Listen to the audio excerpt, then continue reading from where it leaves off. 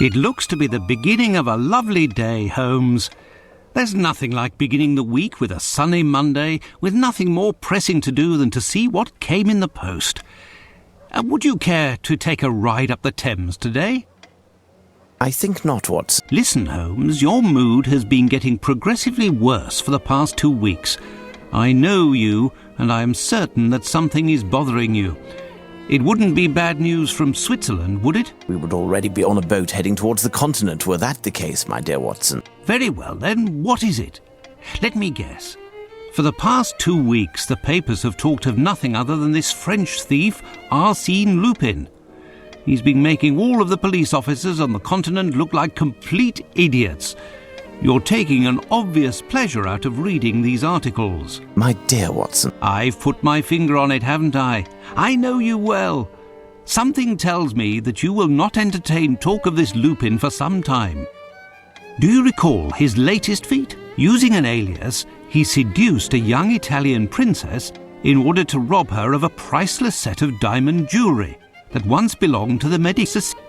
These jewels were to be part of the lady's dowry on the occasion of her marriage to the son of a wealthy, influential Sicilian. Finally, our friend, having committed his crime, left word for the local press explaining that there was no other way for the charming lass to escape a marriage of convenience with, I quote, an uncultivated and uncouth boor without the least refinement. Since then, the lady has been confined to a convent, and rumour has it that the two outraged fathers have jointly offered a sum of countless millions of liras for the head, the rest of the body being optional, of the man who is responsible for their dishonour. Are you acquainted with the reputation of the Italian criminal milieu? Why, another letter from the zoo about those missing birds, as if we were going to be running around the whole of London chasing chickens. As I was saying, are you acquainted with the reputation of the Italian criminal milieu? This Arsène Lupin must be in hiding somewhere, surrounded by bottles of champagne and stolen treasures. How foolhardy and arrogant. Oh, these French. However, he didn't pursue this foolishness to the point of risking stepping onto British soil. Has the cat got your tongue, Watson? What?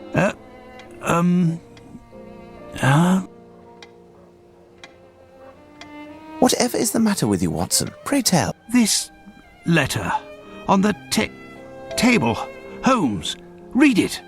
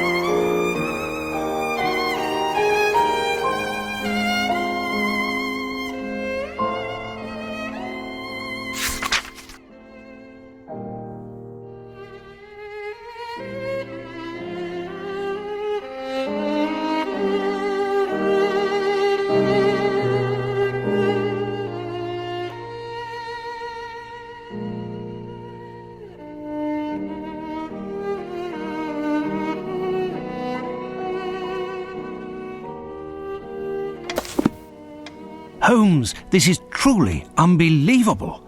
Surely this cannot be taken seriously. It's possible, Watson, that this letter is nothing but a prank. However, a small chance exists that both the challenge and the threat are real. What will you do? First, I'm going to enjoy the breakfast Mrs. Hudson has prepared. If you would be so good, Watson, as to clarify some of the riddles in the letter. Firstly, if Arsène Lupin is actually the author, as he states, why does he sign with another name? When it comes to the poem, even if an answer seems straightforward, we must be quite certain. What would the target of tonight's theft be if this letter turns out to be accurate? We have 1 day to find the solution and to take preventative measures. You could go see Barnes, the bookstore in Glentworth Street. Surely they'll have something that will be informative.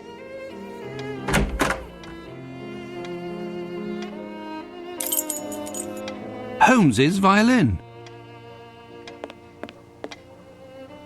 Oh, what a mess.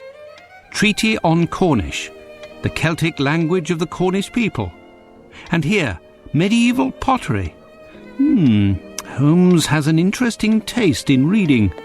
It was in this statue that we found the famous black pearl of the Borgias. Holmes's table for experiments, a motley collection.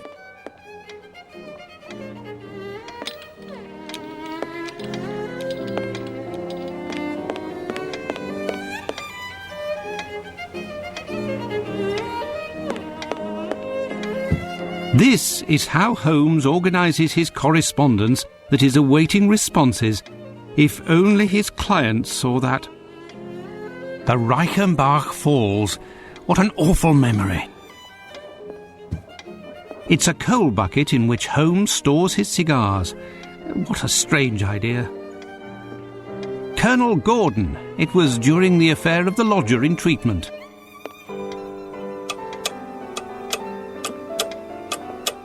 My eccentric companion keeps his shag tobacco in the toe of this Persian slipper. I am not ready yet, Watson.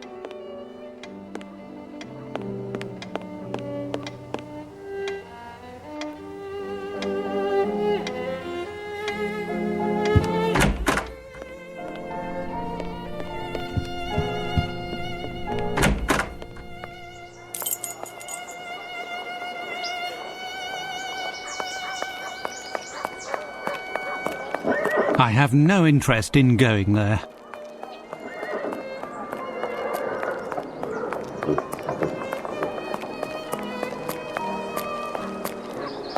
No, I have nothing to ask him.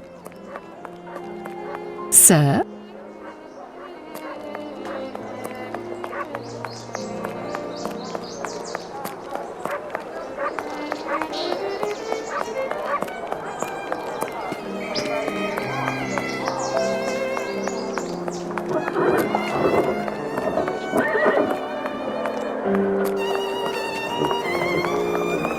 I have no interest in going there.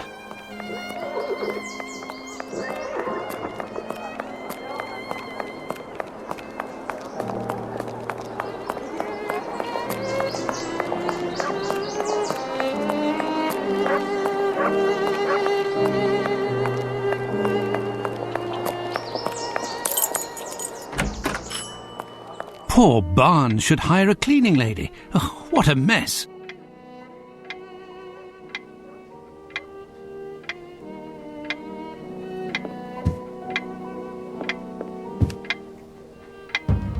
Gnithruth, Kudwilm, Lizrit, Sublilha.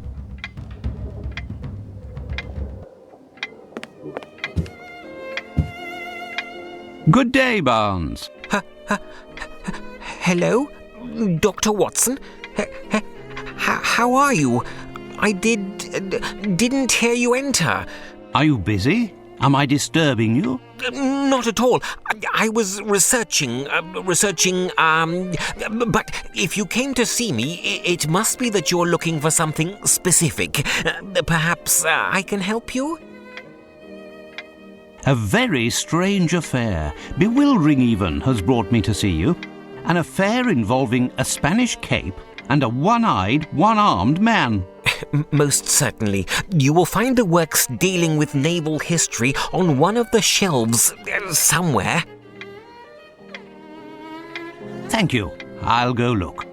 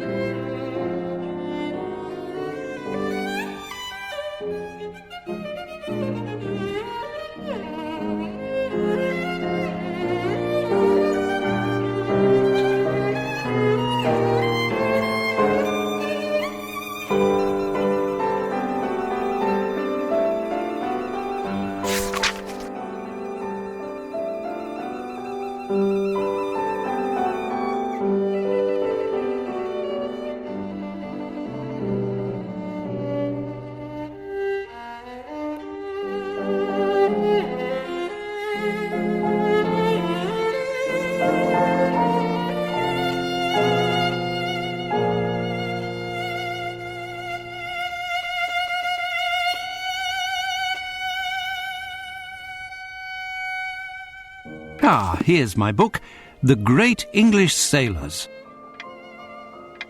As it happens, I found this book and... Excuse me, my dear Dr. Watson, but I am in need of tranquility. Well, farewell, Barnes.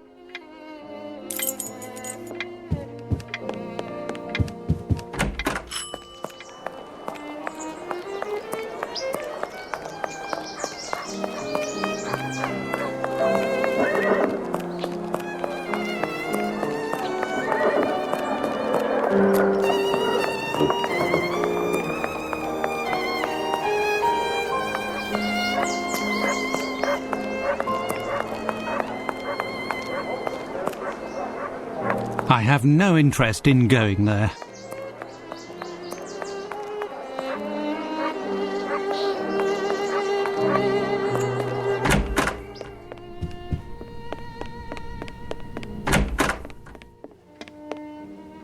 Now tell me, Watson, what progress have you made?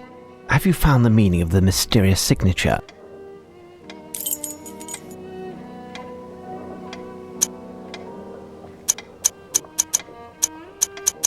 It's an anagram, Holmes. The letters in Arsino Lotino can be used to spell out Horatio Nelson. That's a welcome confirmation. No doubt the target of the theft is somehow connected with the Battle of Trafalgar, won by Admiral Lord Nelson at the expense of the French. Nelson, who lost an eye and an arm in battle, has a statue high atop a column in Trafalgar Square. It says that the object of the theft is sitting at his master's feet. There's nothing to steal on this column. We have a map of London here somewhere. Let's see if we can find a site of interest near Trafalgar Square.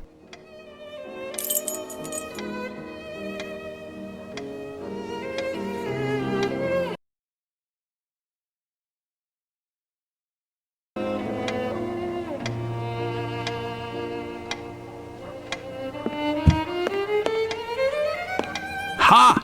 I found it at last. The map of London. So, according to you, what is there to steal in Trafalgar Square? Show me on the map, Watson.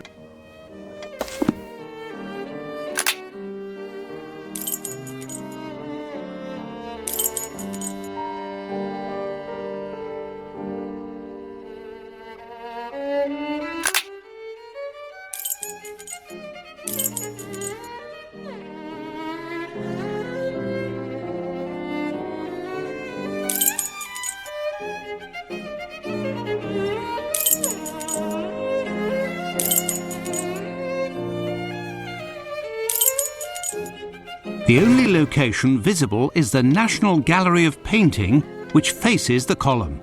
Why not? Our man wants to steal a painting, but which one? Watson, shall we head out? Let's take a tour of the National Gallery.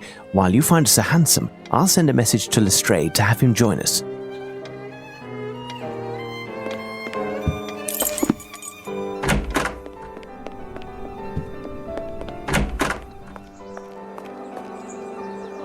Ah, Lamb, good timing. Can you give myself and my friend Sherlock a lift? With pleasure, Dr. Watson. The mistress, Miss Bromsby, gave me the day off. I'll wait for you.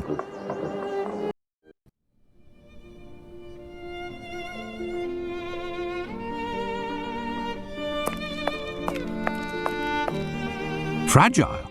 The museum transports china? Art is precious, my dear Watson, but it's true that this crate is a curious size. I'd say 3 feet 3 inches on 2 sides by 6 foot 6. Oh, what a mess! Oh, what a mess!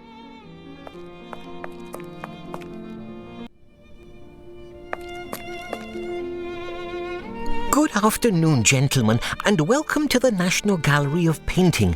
As it's such a lovely day outside, you're the only visitors at the moment, and likely will be for the whole day, as the minimum number of people for a guided tour is... We're not here to visit the museum, young man. My name is Sherlock Holmes, and this is my friend and colleague, Dr. Watson. Sherlock Holmes, the famous detective? Indeed, I have reason to believe that a theft is being planned that will take place here, perhaps as early as today. A robbery? I'm not certain, but there is a good reason to believe that is the case. We have contacted Inspector Lestrade at Scotland Yard, and he should be joining us momentarily. Meanwhile, rest assured that we are here in an official capacity. In the meantime, you can certainly help us. One of the paintings will play a part in the matter, but I don't yet know exactly which one. I do, however, have a few clues that should tell something to a specialist like yourself. Ah, yes, of course. As it happens, I've only been working here for 3 days. Actually, I'm an apprentice, and my duties here are essentially administrative.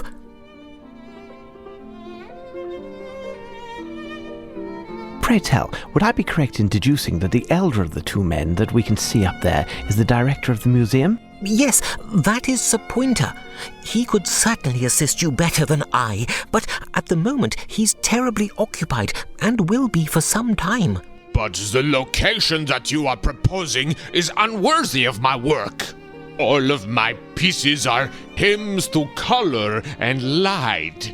It's the very stars, the sun that you want to extinguish. Please understand, dear sir, the entrance hall is reserved for temporary exhibitions. We are able to add more lighting. In that case, you would have to provide lanterns across the whole length of the ceiling, and to use the most refined oil possible. Definitely not gas. And mirrors to reflect the light, along with some canvases in basic colors to bring out the contrasts. We will do all that we possibly can. Nevertheless, I insist that a number of my works must be on the main floor next to the large pieces. But our rooms are already full and, as you know, each has its specific subject. Too much modernism? How can there be too much modernism? Modernism doesn't exist. Only art exists. Art is timeless. Art is cosmic. Well, sir, perhaps we should continue this conversation in my office.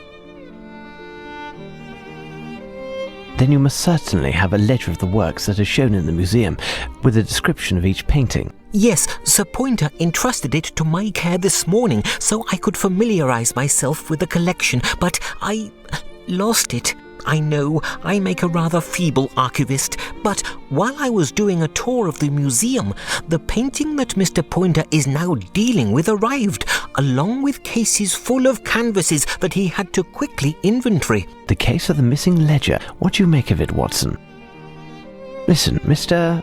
Palinor, sir. Palinor, my friend and I will make our way through the museum in order to find the ledger. If you lost it while touring the museum and it wasn't back on the desk, then it must be in one of the galleries. Stay here and we will return to see you when we have found it, and not a word of it to the director. Certainly, sir. With many thanks. I will continue to do my inventory and await you. Tell me, young man, would you happen to have a blueprint of the building in order to facilitate the task at hand? Ah, yes. Where did I put it? Oh, yes, here it is. Farewell, Palinor.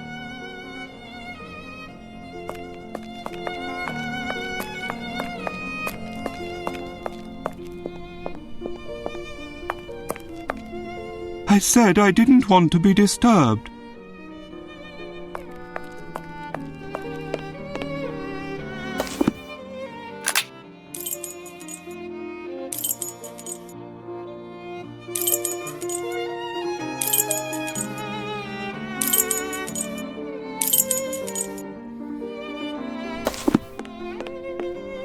The Spanish Painters Gallery. La Tela Real by the great Spanish master Diego Velázquez, 1599 to 1660, painter from the golden century of Spain. It depicts a royal boar hunt. The Vendramin family, venerating a relic of the True Cross by Titian, a Venetian paper, died in 1576, leader of the 16th century Venetian school of the Cinquecento. Christ healing the paralytic at the pool of Bethesda by Murillo, one of the most important figures in Baroque painting in Spain during the 18th century. The Toilet of Venus by Diego Velázquez, who was considered, along with Francisco Goya and El Greco, as one of the greatest artists in all of Spanish history. A lovely painting by Murillo. Impressive. French Painters Gallery.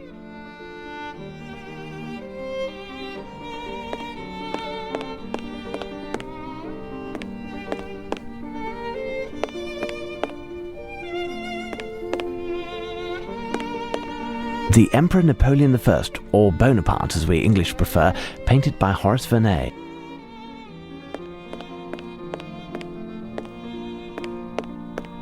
There, it seems that we've found the famous ledger. It's written in shorthand and there are hundreds of entries. Let's bring it to the archivist. Jacques Cazot, portrait by Jean-Baptiste Perronneau, born around 1715, died 1783.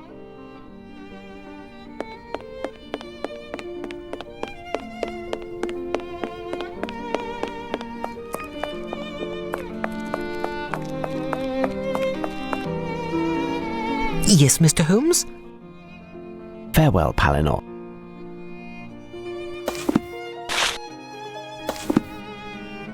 Yes, Mr. Holmes? Here is your ledger, my friend. You found it! Many thanks. You won't say anything to Sir Pointer? Rest assured, are you familiar with how the entries are written? Everything seems to be abbreviated. I understand how to locate a thematic group and how to read a description, but I am struggling with the location codes. It's better than nothing at the moment. We're searching for a painting that has a connection to the Battle of Trafalgar. Depicting what exactly? According to this poem, it could be... Yes, Mr. Holmes?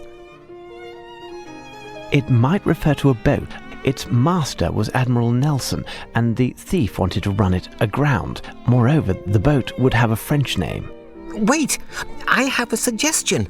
A very popular painting, symbolic even, The Fighting Temeraire, a Turner. In this painting, Turner is described as having mastered painting techniques, and it is one of the most beautiful English paintings of all time. The subject, a boat by the French name of Temeraire, was involved in the Battle of Trafalgar and distinguished itself by protecting Victory, the flagship on board which was... Victory, did you say? Yes, Admiral Nelson was on board. Temeraire received a special distinction, but I am not certain of which. The painting shows it being towed to the breaker's yard, I believe. Where would I find it? I don't know. You would have to search through the English works of this century near the west section of the gallery. My thanks, Palinor. Come, Watson, let's take a look at the painting.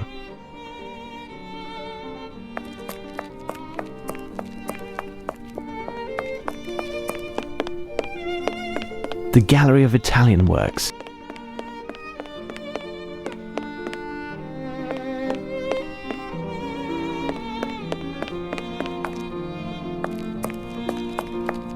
Dutch Gallery.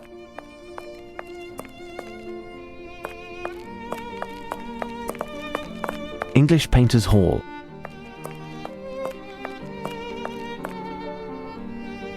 Here's what I've been looking for.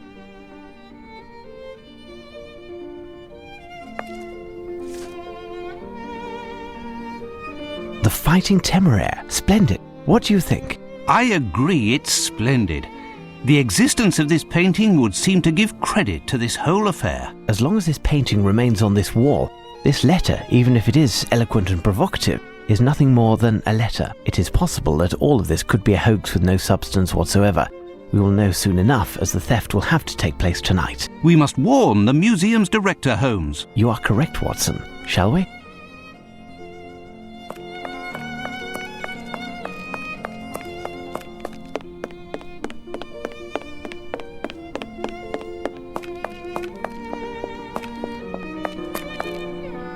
Fantastic! Superb! There, Maestro. I believe that everything is settled. This collaboration will be my crowning glory, my masterpiece. Merci! I have finished the inventory of the works of art, Director. Oh, and I have the pleasure of introducing the great detective Sherlock Holmes and his companion, Dr. Watson. Good day, gentlemen. It's with pleasure that I welcome you to our gallery. I trust that you are here for pleasure and not business? I'm afraid that is not the case. Oh, When it is no longer a matter of art, the artist must make his excuses. Messieurs, until we meet again, no need to accompany me. I know the way. my apologies, gentlemen. Have you been waiting long? Mr. Palinor was able to answer all of our most urgent questions. Tell me, who was that man who just left? That was Horace Valmont, a French painter. One of the best, seemingly. His letters of recommendation come from some of the grandest salons in Paris. A Frenchman? Let's take a look, Watson. Yes, he's very avant-garde. He heard that we were showing the works of modern painters during our temporary exhibitions. He has loaned us a number of paintings and has promised to donate those that have the greatest success to the museum. Lestrade, just in time. And the Frenchman, Watson? Gone? Director, this is Inspector Lestrade from Scotland Yard. Lestrade, this is the Director of the National Gallery, Sir Pointer, and his assistant, Mr. Palinor. Lestrade, would you have your constable on duty guard the entrance and make sure that nobody comes into the museum? Director, is there anything else? No, but... If you would care to follow me, I'll show you what the motivation behind all of this is. The reason for this little gathering is this letter that I received at my lodgings this morning. Without getting into too much detail, it claims that this painting, The Fighting Temeraire, will be stolen tonight. Pardon? There now. It's because of a letter that you've disturbed me. You believe that? I would never have taken the liberty to disturb you if this letter, the authenticity of which I must admit hasn't been completely confirmed, was not written by the one and only Arsène Lupin. Arsène Lupin? Arsène Lupin? Arsenal? Who? Lou? What? Arsène Lupin, the most wanted cat burglar in the world. We will know soon enough whether or not this letter is a fake, or if I had reason to disturb you, Lestrade. But you must understand that we couldn't take even the slightest chance. Perhaps. Why not simply put this thing under lock and key in the bank or at Scotland Yard? We cannot risk storing the painting in an improper environment or to entrust it to anyone who calls it a thing. All that would achieve would be to shift the problem. This painting is priceless. Beware he who would harm it. What I propose, Lestrade, is to do a tour of the museum with Sir Pointer in order to check any possible points of break and entry, and leave 2 men on duty here tonight. In addition, Director, you must close the museum to the public and not let anyone else in. If you feel it's necessary. And you, Holmes? I'll pass by tomorrow at dawn. We'll know then what we're up against. Should the unthinkable have occurred, I insist that nothing is touched until I arrive. Is that clear? Let's be off, Watson.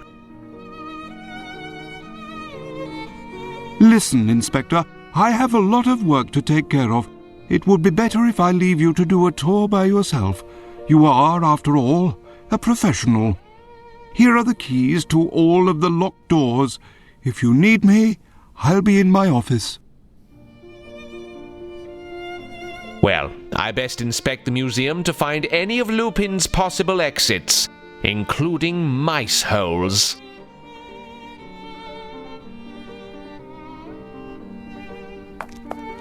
Nothing to report.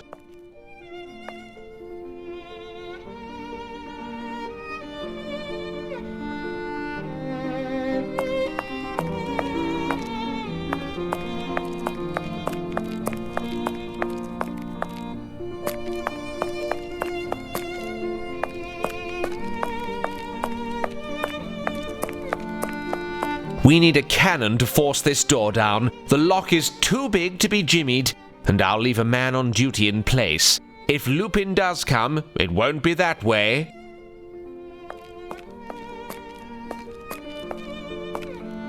Nothing to report. Nothing to report.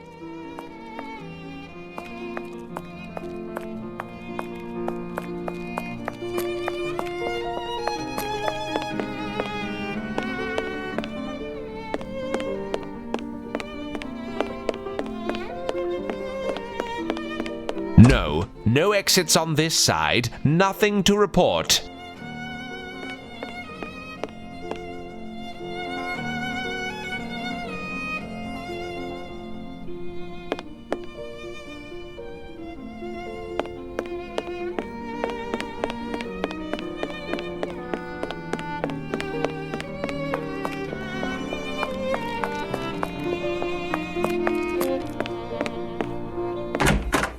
It's dark in this box room.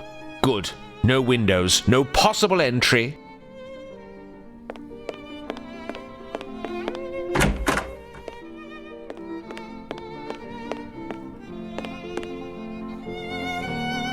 Ha ha! There is a possible entry. If someone wanted to descend from the roof here, he'd need a lot of time, and it wouldn't be a quiet business.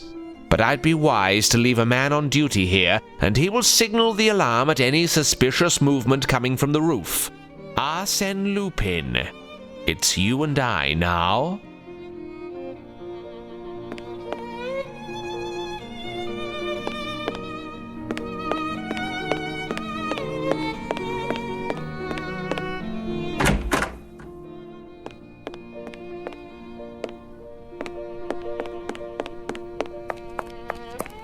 No, no exits on this side, nothing to report. No, no exits on this side, nothing to report. No, no exits on this side, nothing to report.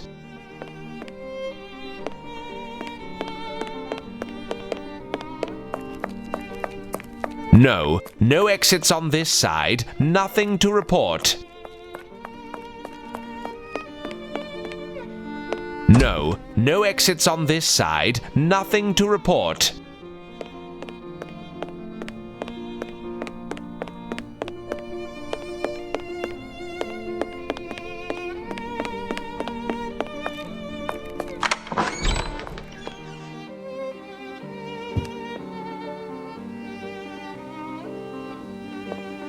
I will make sure there are no windows, and therefore ways in. Here. Do your work. I will draw a map for you, Inspector. Wait for tonight. There. The director and his underling have left. Time for us to play now. It could be that this whole robbery is nothing but nonsense. If not, we're prepared. And this Lupin will play right into our hands. I'll lock the main door to the museum, and you will be locked in. Jeffries is on duty in Trafalgar Square, and the yard is nearby. Nothing to worry about there. The doors leading in will be locked, but you will each have everything you need to open them. Stay hidden and cover your light so you cannot be seen from the roof. You, Lockhart, will be stationed near the painting itself. At the least provocation, go down to the entrance and sound the alarm.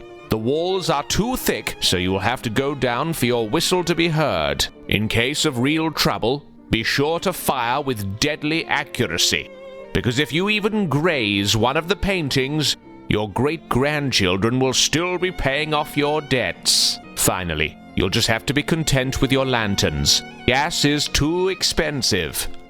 Let's go, men. Keep your wits about you. You'll be relieved at 4 a.m.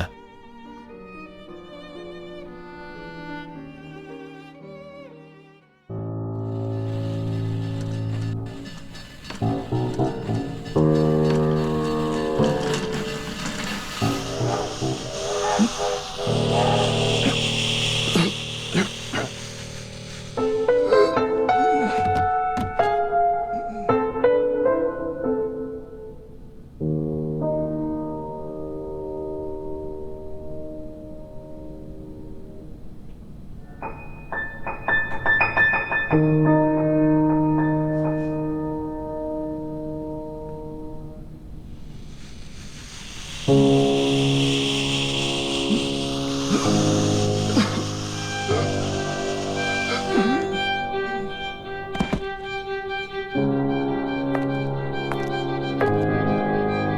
on, you cantankerous codger. You have work to do.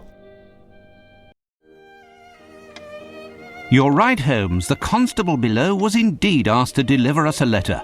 It's from Lestrade. Nothing good can come from such urgency. Indeed, Holmes. This time, without doubt, the painting has disappeared. According to what he's written, they've turned the National Gallery upside down looking for it. Our presence is required immediately. Well, Watson, the game is afoot. Should we not have enlisted more men from the force to protect the painting? I think that a whole brigade could not have stopped Lupin. And, of course, we can now be certain that it was he who was behind the theft. First and foremost, the police have a city and lives to protect, and we must respect that. Watson, a hansom will be hard to find at this hour, and Billy, our page, is sick. Would you be so good as to flag one down while I take a moment to reread this letter? Yesterday, I was a doctor, and now I become a valet.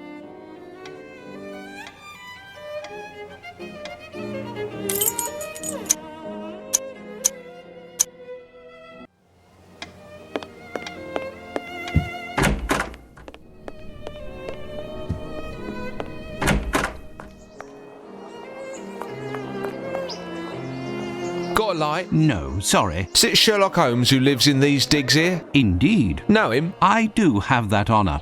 I have been of some assistance to him on occasion. Like locating hansoms, for instance. I say, you're his valet. So tell me, does your master pay well then? But I bet you're not above winning a bob or two, am I right? Listen, my friend, word has it that your boss is going to have a right fright tonight at the Picture Museum. How? Shh, listen, my good man. If you want to fill your pockets, here's my card. Piers Urquhart Allen, that's my name. Independent reporter's the game. Spill the beans about his biz, and I'll pay you well. Look for me in one of the pubs round here. You can't miss me. If Holmes finds out that the press is onto this business, he'll be in an explosive mood. Best to avoid speaking about it.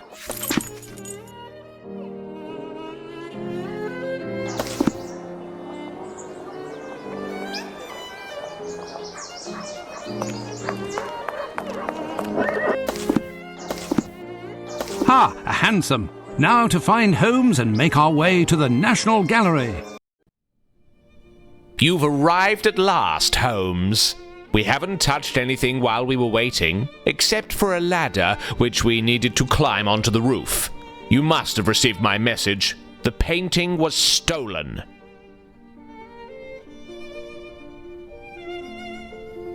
Did your men see anything? To tell you the truth, barely anything. There was nothing they could do. The only thing we know for certain is there were two people of athletic build who perpetrated this crime. We don't know if the burglars stole anything other than the painting in question, as they completely redecorated the museum with the paintings of a French artist that were at the entrance to the museum. The paintings that were on the walls are now crammed in the director's office. Do you have any idea what happened? Well, not really. I haven't managed to figure it out. We know that the two men exited through the window in the restoration workshop, and that the second man entered through there. But the first man was already in the museum before his accomplice. Yet I had a man in the restoration workshop all yesterday afternoon, and he only left for a minute in order to hear my orders. At no time could the first man have entered through the window.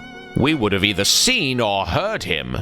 The men on the premises confirm they didn't see anyone pass through the entrance until the alarm was sounded. And those two are the only possibilities. How did this man get into the museum, I ask you? When you have eliminated the impossible, Lestrade, whatever remains, however improbable, must be the truth. Where are the director and his assistant? They're both in the office. Go gently with the director. He's close to having a fit. By the way, I noticed some traces of paint or something all over. I've asked everyone to avoid trampling on them until you've had a chance to examine them. You're making wonderful progress, Lestrade. Well, I'll go question the neighbours to see if anyone might have seen a 17th century boat descend from the roof. Watson, accompany Inspector Lestrade. Check out the roof and help out with the interrogations. Be on the lookout for the slightest detail could gain us some precious time. You can count on me, Holmes.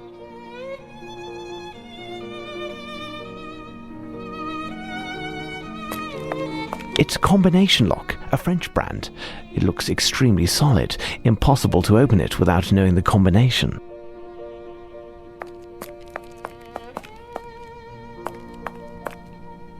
The paint tracks come from the interior of the museum and stop there. It's curious, but I'd wager that the man who left these footprints rested here a moment while facing the wall and looking at something. Yet these paintings aren't exceptional in the least.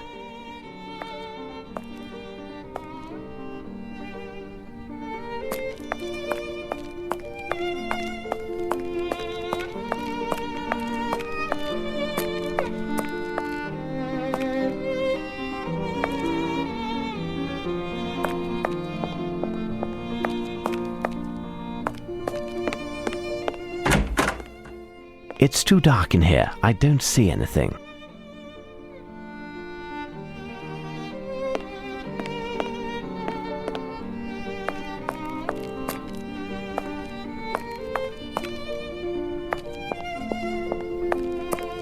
Footprints, look.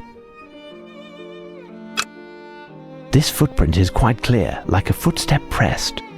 This footprint is quite clear, like a footstep pressed. This footprint is rather light. The man who left these footprints made a return trip. He was carrying something heavy when he climbed the stairs. Paintings, certainly. This footprint is quite clear. The man who left these footprints made...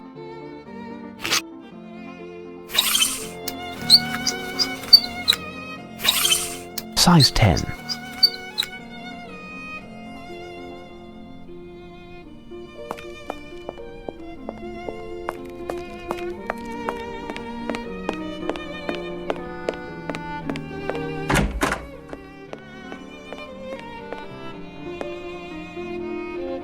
The person who left these footprints stepped into the paint with his whole foot.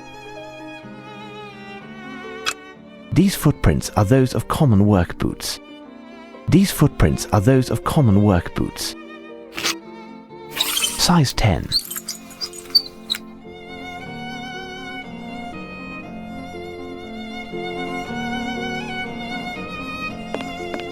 It's through there that one of our robbers arrived. And it's also through there that they must have escaped with the help of a ladder. Footprints, look! The foot brushed the paint. Someone wanted to warn the person who made the footprints of the presence of liquid on the ground, but too late. The man then went beneath the louver of the window to get out, probably with the help of a ladder. He was wearing shoes from France with supple leather non-skid soles which have a distinctive design. These footprints are size 9. Ideal to catch by jumping from this skylight.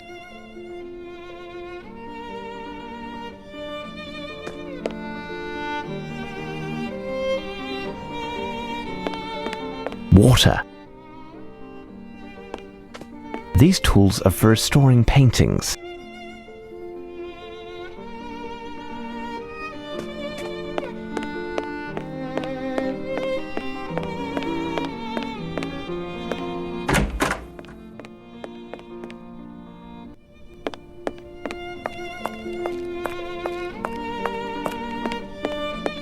A large red square was painted on the floor, most likely by Lupin, but to what end? What horrors! The Supper at Emmaus, where the resurrected Jesus appears to his disciples, painted by Caravaggio, 1571-1610. He was a master of chiaroscuro, and the Caravaggism movement was named after him. Looking at this canvas, the French painter must have drawn his inspiration from the famous French cheese camembert. They both stink. What horrors! A perfect example of neo-cretinism, a Valmont from his convalescent period.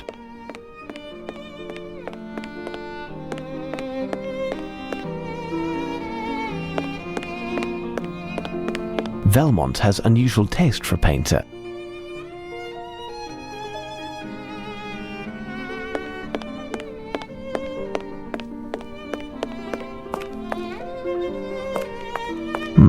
A perfect example of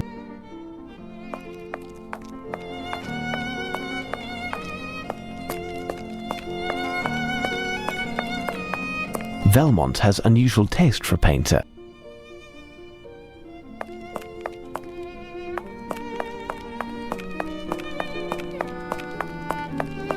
A work by Jan Steen.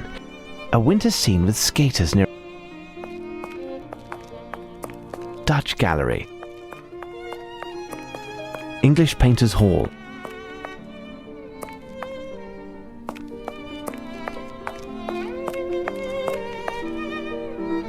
What horrors!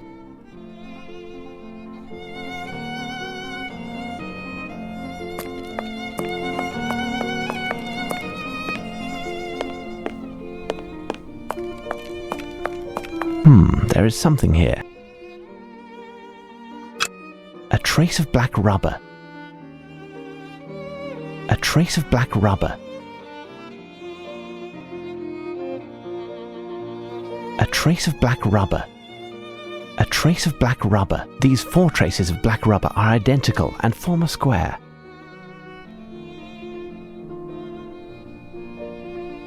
There is something strange on the ceiling.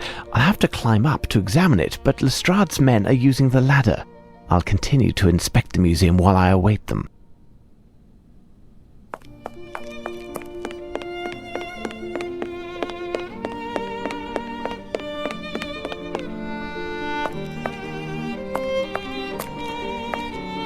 Footprints, look! These are shoes with supple, non-skid leather soles of French manufacture with a distinctive design. These are, without doubt, the shoes of the French painter Horace Valmont. These are shoes with supple,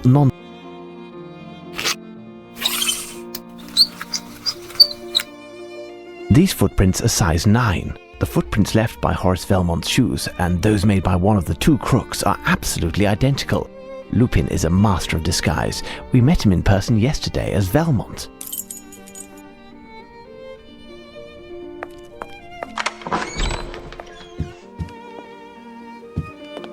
Can I borrow this lamp? Unfortunately not. This room is poorly lit and we need it to work. Perhaps a bit later. Ah, Mr. Holmes, such a tragedy. Have you seen what these crooks have done to my museum? Paintings of incalculable value thrown in a heap like hay in a haystack. And the Fighting Temeraire. Now, calm down, Director. Do you know if they took anything other than this painting? The director and I are in the middle of doing an inventory of all the paintings that were moved. We are not certain yet. The only one who will be happy is Valmont. His paintings now have the best spots. I'd wager he's doubly happy, but he'd never come to show his gratitude in person. Ah, and when will you be done with your investigation, so that we can put the paintings back in their original places? A deadline will soon be set, I think. However, it is in our best interest to do it as quickly as possible. Thank you, gentlemen. Good. We'll be here if you have any further questions. Come, Palinor, back to the inventory. Mr. Holmes, Inspector Lestrade wanted you to know that we no longer need the ladder. If you want it, it's near the director's office.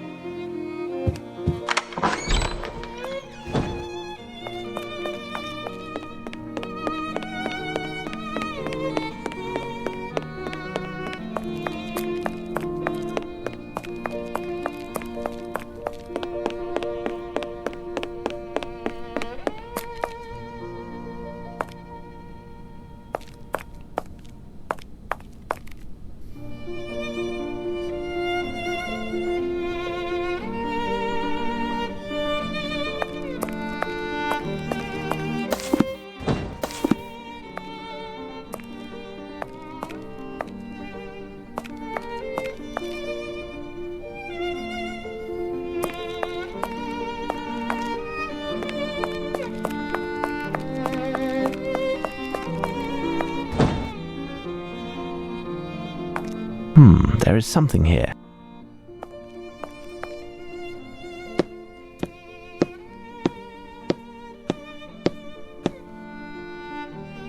Elementary.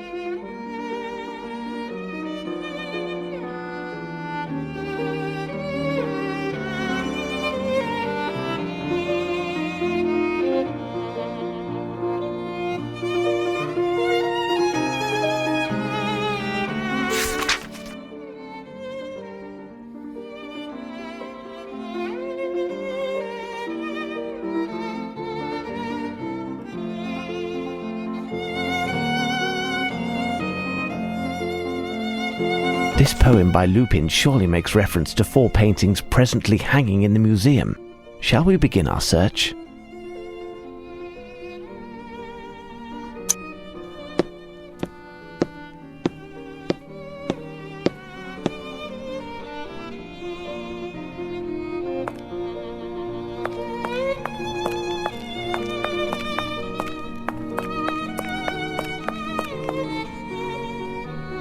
Here's what I've been looking for.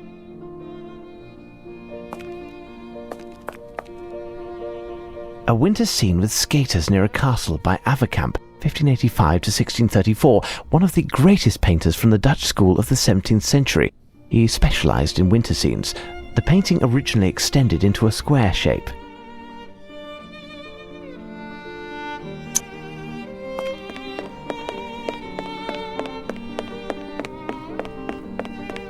The Flemish artists are found here. Here's what I've been looking for. Look, a white horse standing by a sleeping man by Peter Verbeek, possibly derived from a 1652 print by Paulus Potter.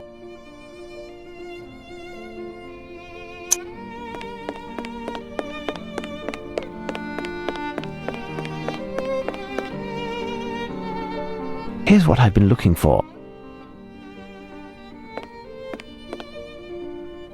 This painting depicts the gods Venus and Mars by Botticelli. This painting was exhibited for the first time in 1874 in the National Gallery.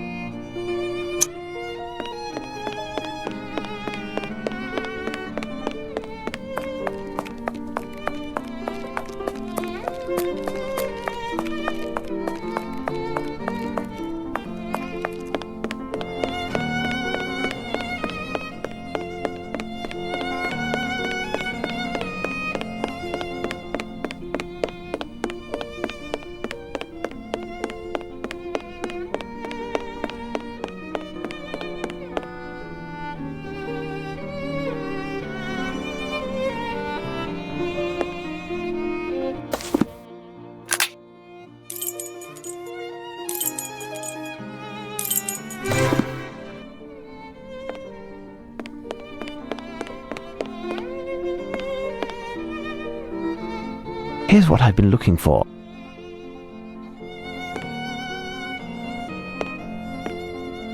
Tobias and the Archangel Raphael by Adam Elsheimer, German painter.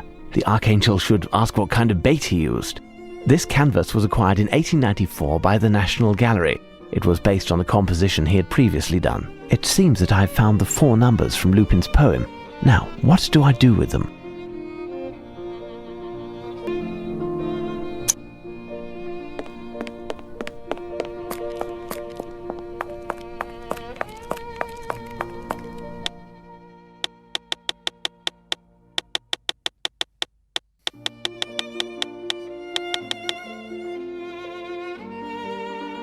open.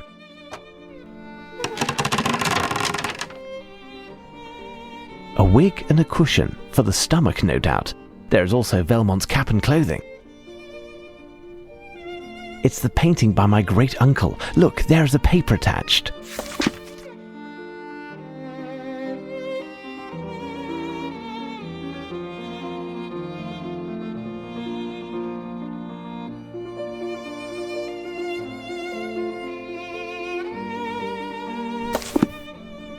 A half-empty bottle of champagne. To pass the time, no doubt. This is what must have happened. Lupin entered the museum disguised as Velmont. After our meeting, he pretended to leave, but in fact came to hide in the case that Palinor had emptied whilst doing his inventory. A hook permitted him to close the case from the inside, and he calmly waited until the time was right. Once alone, he got out and helped his accomplice enter through the skylight without fearing the police.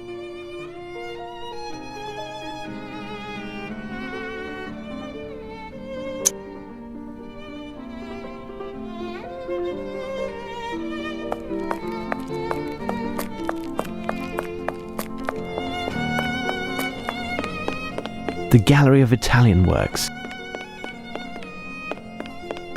The Flemish artists are found here. Dutch Gallery. English Painters Hall. French Painters Gallery. What horrors! Self-portrait by Horace Velmont. A bit narcissistic, that one. This painting has an oil base, but is covered in a fine coat of water paint. I should ask the director how to remove it.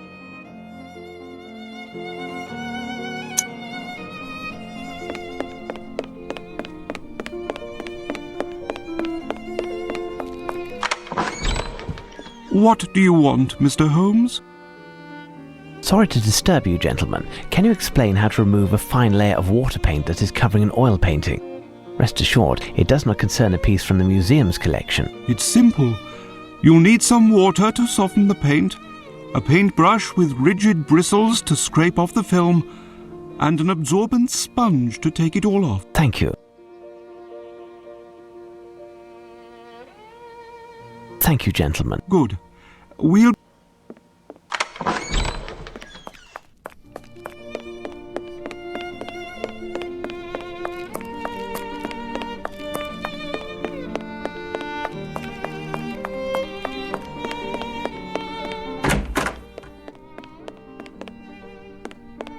Water.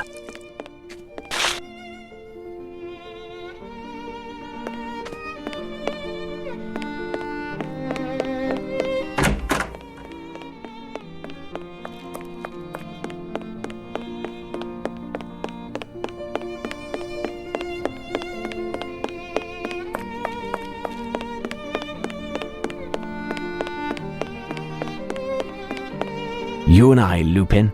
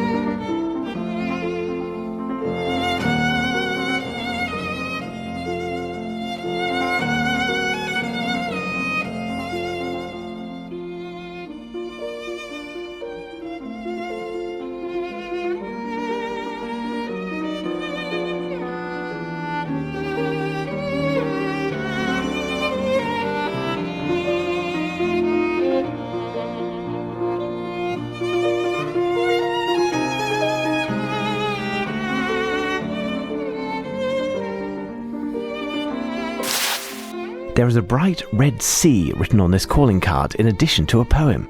This letter must be the beginning of a word or phrase. Now to find the others.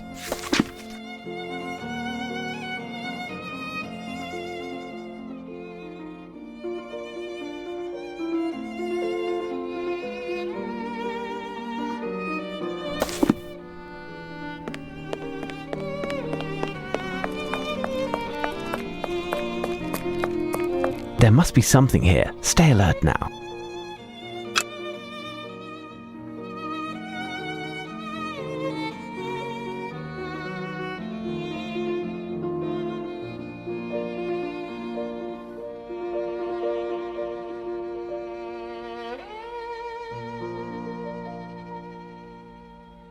A piece of the frame is breaking off.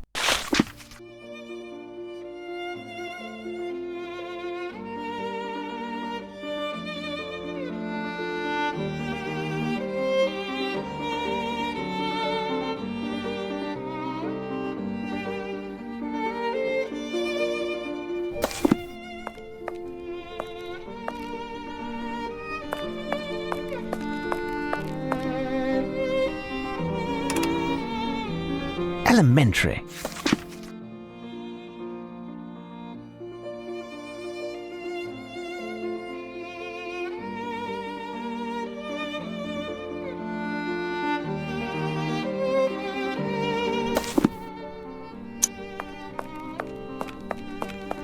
The artist of this painting wished to depict the total rejection of aestheticism, and he succeeded. What horrors!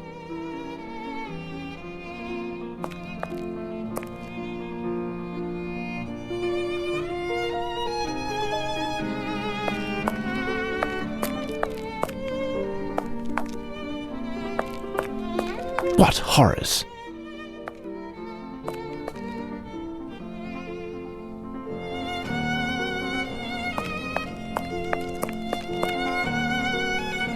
What horrors!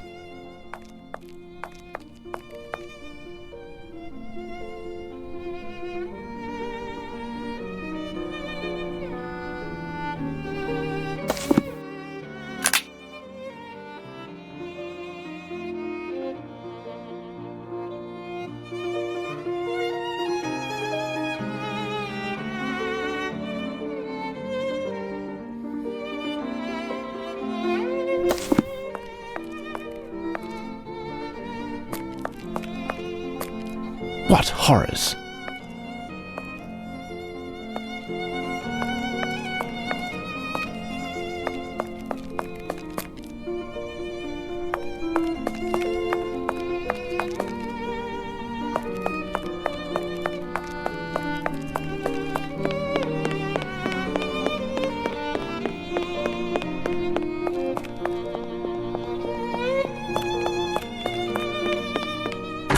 It's too dark in here. I don't see anything. I'm in need of a lamp.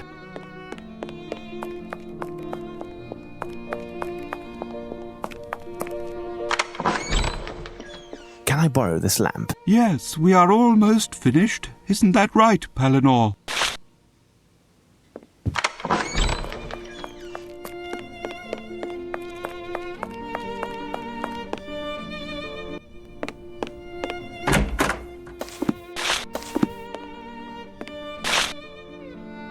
This bucket contains something extremely heavy.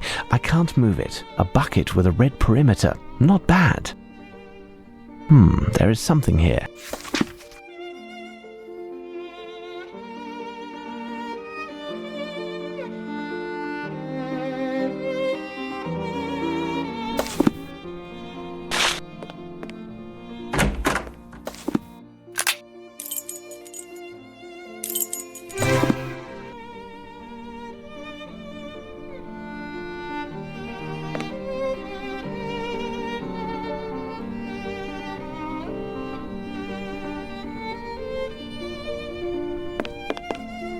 What horrors!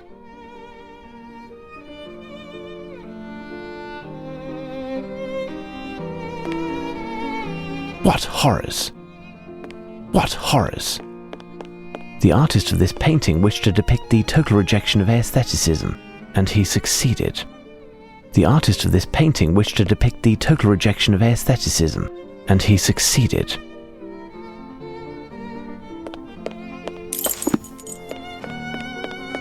It's Pointer, the museum director, who is on display here. Amusing.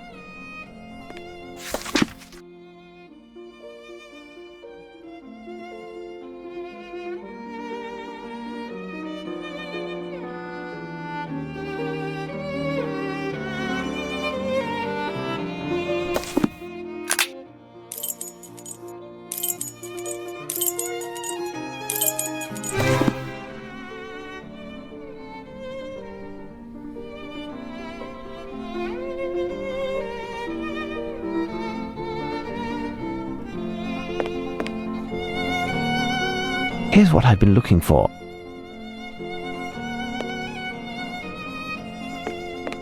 A canvas by Joseph Vernet, my great-great-uncle. A canvas by Joseph Vernet, my great-great-uncle.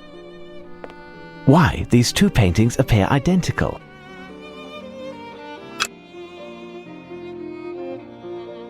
Haha, Lupin seems to be setting the example. I am in need of a lamp.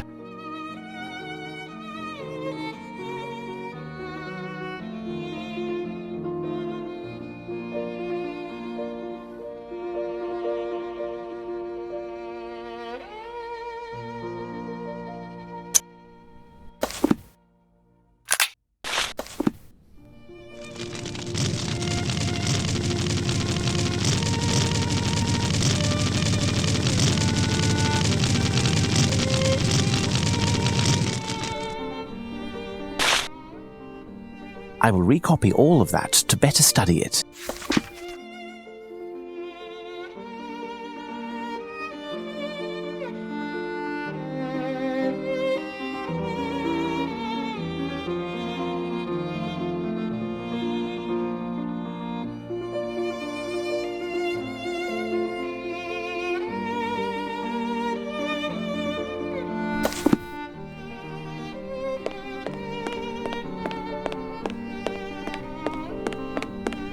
This must be one of the 9 canvases.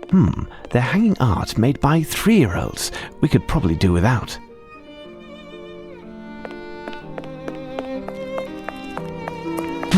They're hanging art made by 3-year-olds. We could probably do without. They're hanging art made by 3-year-olds. We could probably do without. They're hanging art made by 3-year-olds. We could probably do without. They're hanging art made by 3-year-olds. We could probably do without. They're hanging art made by 3-year-olds. We could probably do without. They're hanging art made by 3-year-olds. We could probably do without.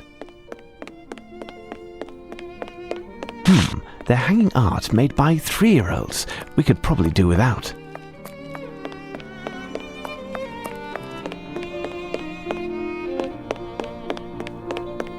What horrors! They're hanging art made by 3-year-olds. We could probably do without. I have all 9 paintings now, I think.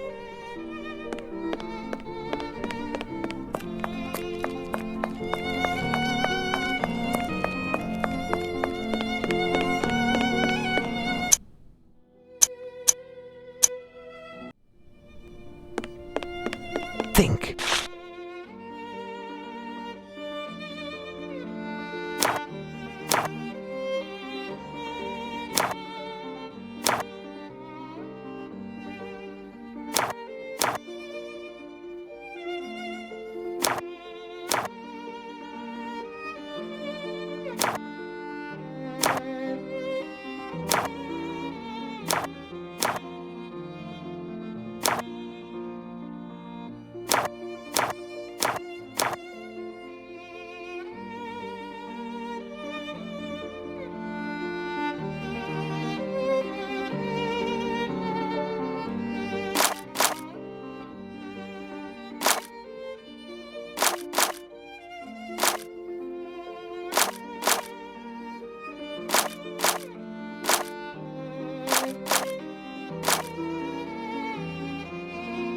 No message proposes another riddle. I must have found all of the clues. However, I haven't made any progress. Perhaps the director might know more.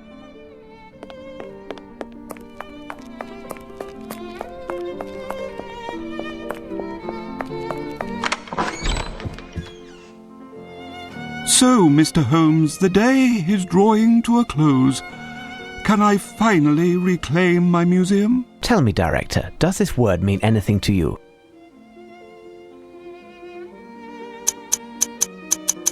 Coronis? Yes, we have a painting entitled Apollo Slaying Coronis. It's an old painting. Let me show you. Palinor? Here it is. This painting is rather simple and doesn't seem to be hiding anything special.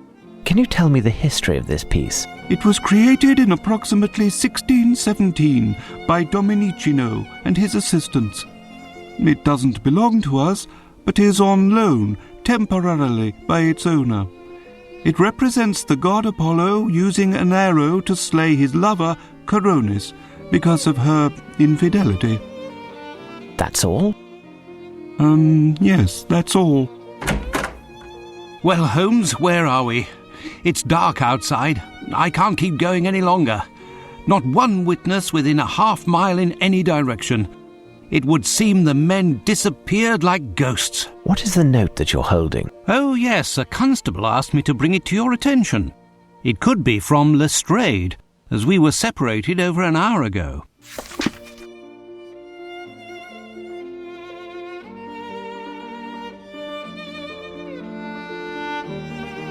Incredible. Lestrade has also started using poetry. This note didn't come from Lestrade, Watson. It's Lupin who sent it. Mr. Pointer, what could he mean by a black shadow and not in the painting? Yes. In the legend, it's Apollo's bird, a raven, who reveals Coronis's infidelity to him. Thus, the raven, who is at the heart of the matter, is curiously absent from the painting. Anyway, our latest message from Lupin states, tonight, 6 more missing. Do you have the map of London with you, Watson? Get it for me if you would.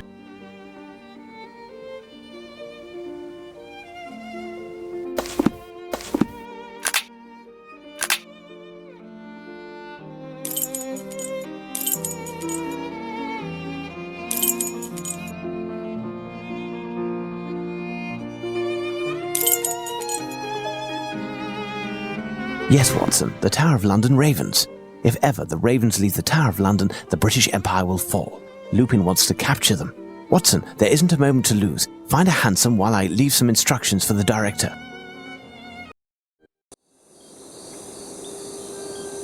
You were quiet during the whole trip in the hansom, Holmes.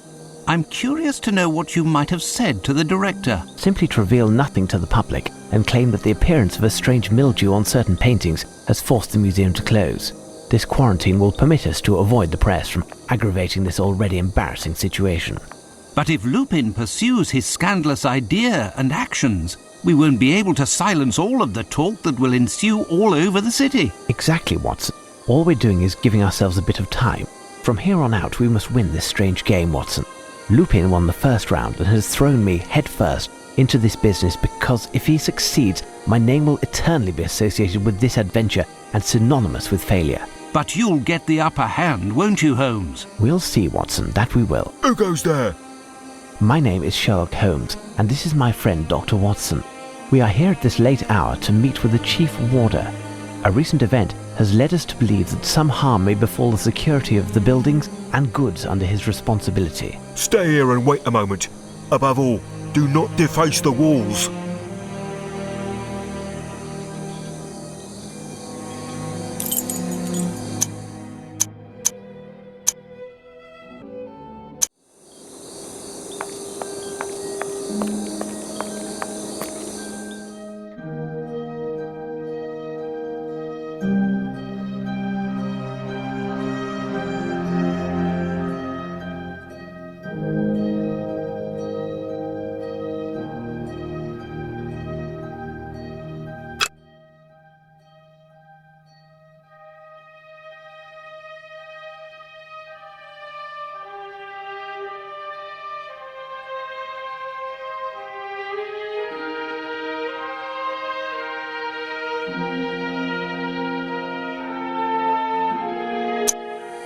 Good evening, gentlemen. I am Smith, the Chief Warder. Pardon me, but did you tell the guard that you are Sherlock Holmes? Indeed, I am Sherlock Holmes, and this is Dr. Watson. Incredible, Mr. Holmes. What a strange coincidence that. It is not a matter of coincidence in this case. I am here because something that you hold within these walls has disappeared.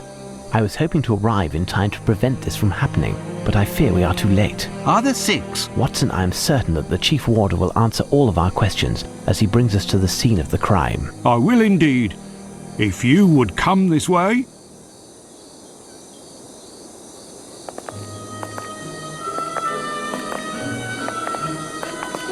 Thank you for your discretion, Mr. Holmes. If word got out, the consequences would be disastrous. On that note, I would like to know who warned you.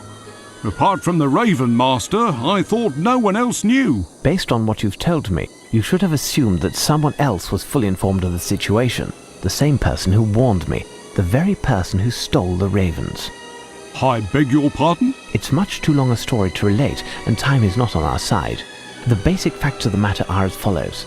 The man who stole the ravens has contemplated more than just your embarrassment. Your ravens will most certainly not be recaptured, not tonight, nor tomorrow. We must act accordingly.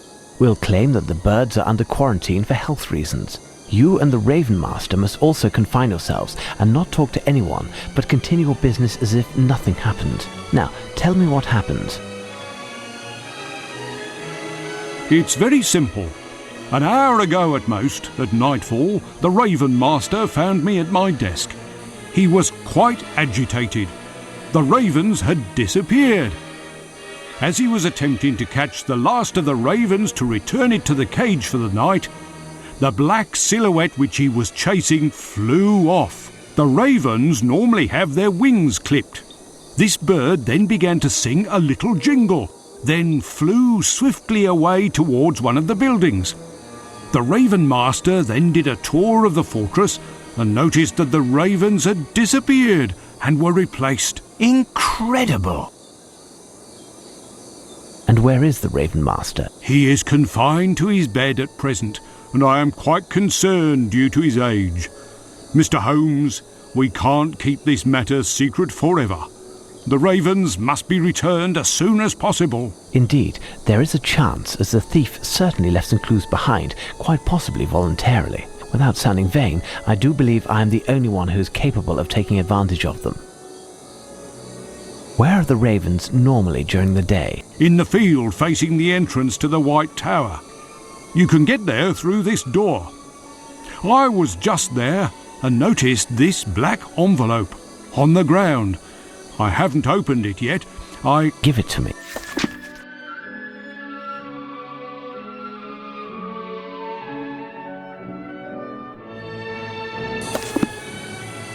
Do you have a lantern you could lend us? Yes, I can give you mine. Here. I can also give you a map of the site. I'm sure you will find it handy. Indeed. I'm already starting to feel disoriented here. I will inform the service personnel that your presence here is authorized and that they are to assist you in any way possible. I will try to join you later. However, I must also prepare for the ceremony of the keys. Watson, the game is afoot again. What are we to do, Holmes? Chase 6 birds, Watson. Chase? There must be a shotgun or two here, Holmes. Why can't we mix business with pleasure for once? One missed shot, and the bird flies off and never returns, taking England's dignity with it. Can you handle that kind of pressure, Watson? Well... Exactly, Watson. Now, let's listen to their calls and find whence they originate.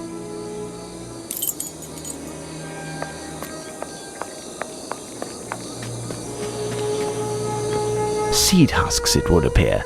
Lupin must have lured the ravens and then caught them one after the other.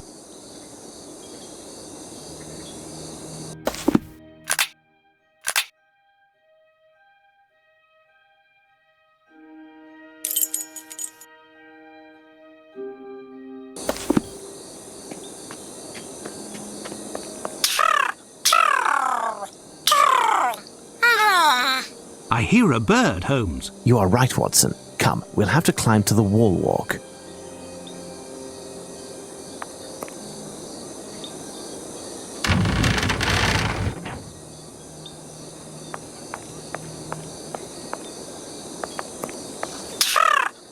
I hear a bird, Holmes. You are right, Watson. Come, we'll have to climb to the wall walk.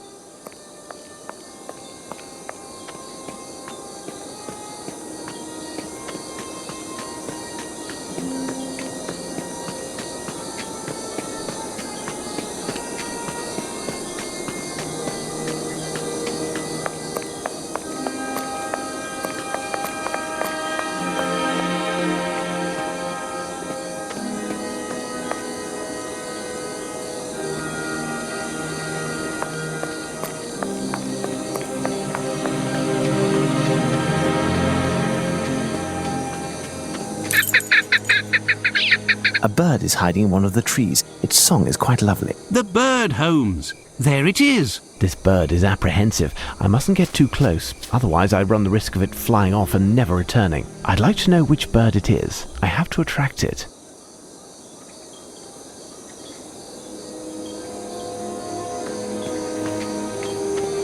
This feather was dyed black.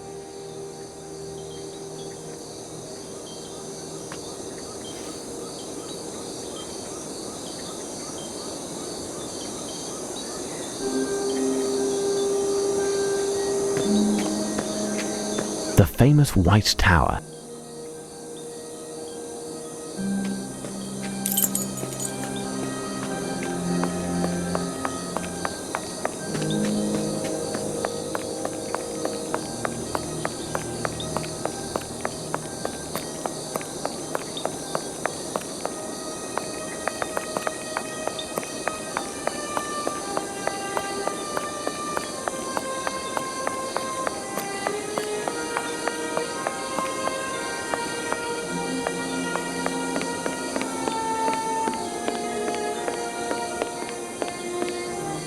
Closed.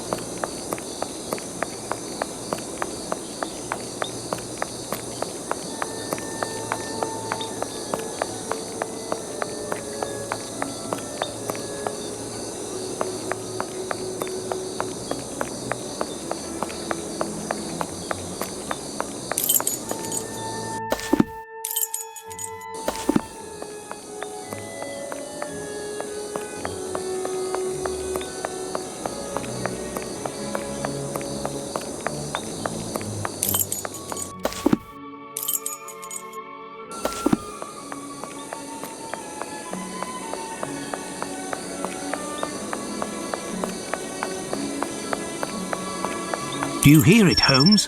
A strange call, like a series of cracks alternating with smooth notes. The cries seem to be coming from the shrubs.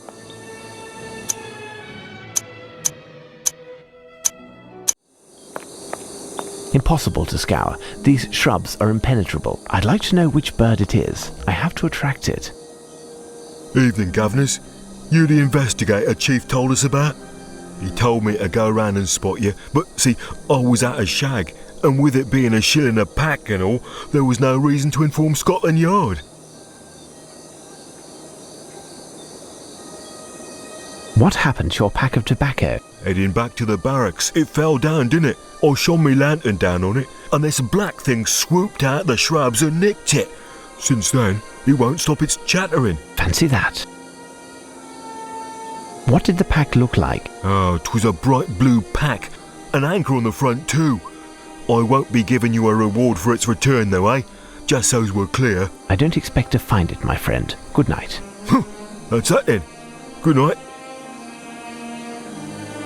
Impossible to scour. These shrubs are impenetrable. I'd like to know which bird it is. I have to attract it. Do you hear it, Holmes? A strange call.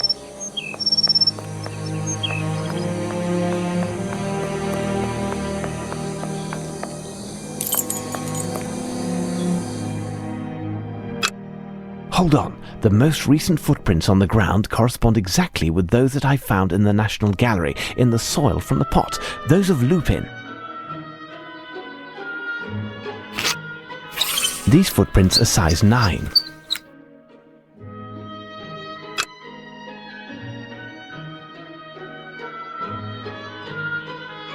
Hold on. The most recent foot... Ah, I was looking all over for you. Have you found anything that will put you on the trail of the missing ravens? We are making progress. Tell me, what is behind this door? It's the storeroom. Do you have the key for this door? I can open it, but you won't get far.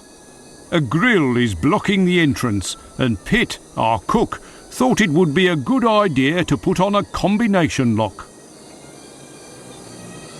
Can you find the cook? It's just that tonight is his night off. He could be in one of countless pubs in London, and he won't be back until tomorrow, just in time to prepare our tea. That's unfortunate. Do you have the code for the lock? No, having nothing to do in this area, I do not know the code. Obviously, no chance. Wait, I seem to remember that the code to open the lock has something to do with one of his ancestors. Listen, I can give you the key to his apartment. It's just to the right of the storeroom. If you find something, it will save time. I'll explain it when he gets back. I thank you for your cooperation, Mr. Smith. I will return everything to its proper place.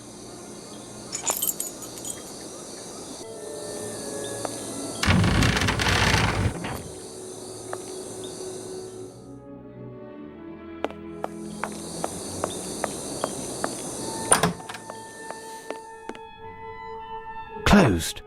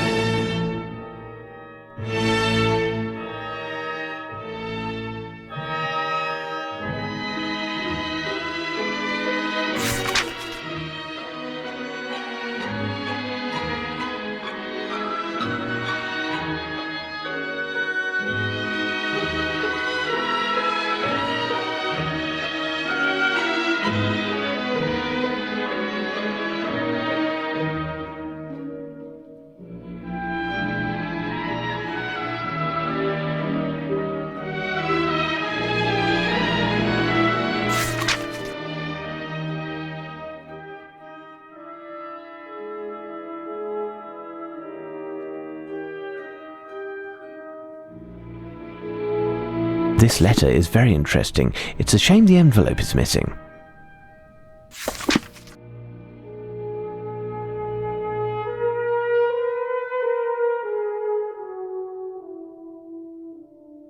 McAdams family.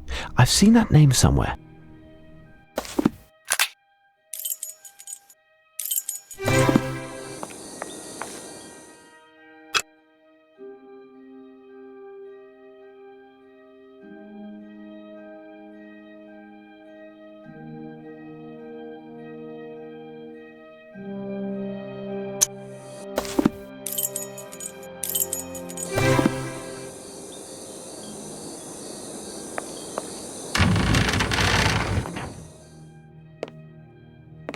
This may prove to be useful. A few drops of red wax. They are from the jars of tomatoes.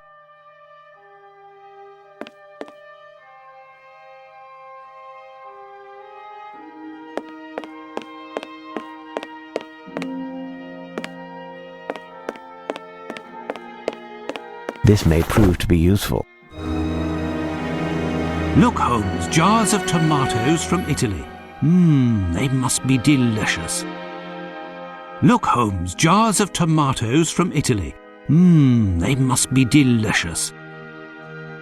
A few drops of red wax. They are from the jars of tomatoes.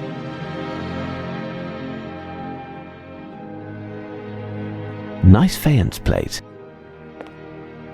All of these products are stamped with the royal coat of arms. All of these products are stamped with the royal coat of arms.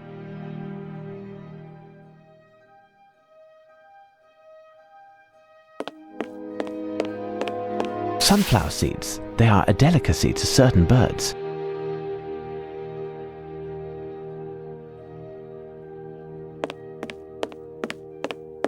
Closed. This door is locked, and unlike Lupin, I am not a master lockpick.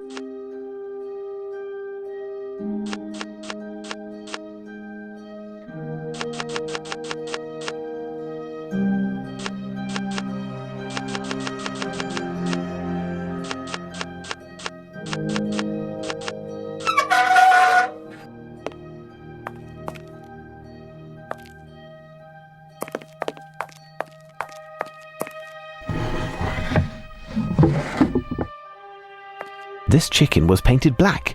It seems to have some paper in its entrails. The message written on this paper is illegible. It seems so simple, Holmes.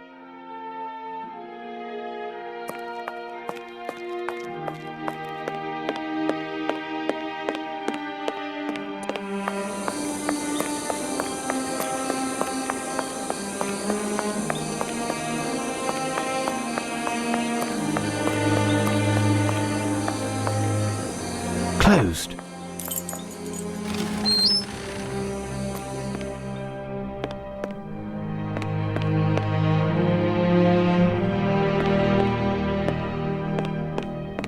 A sock that was left behind. What scandal! One of the guards deserves a punishment. We have more important things to deal with, Watson.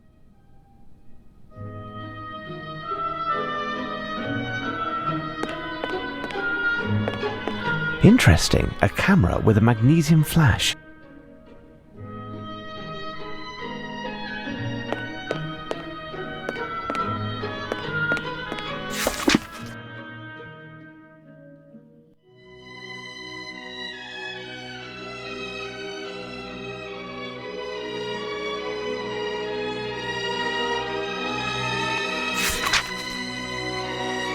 This may prove to be useful.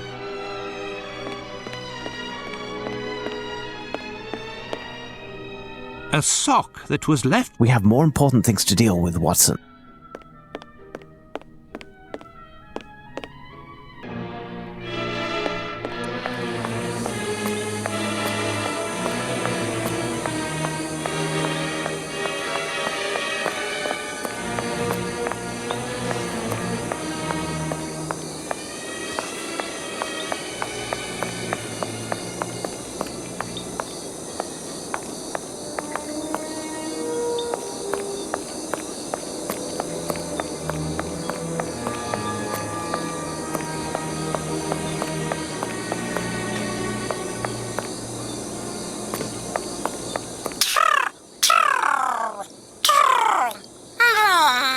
I hear a bird, Holmes. You are right, Watson. Come, we'll have to climb to the wall walk.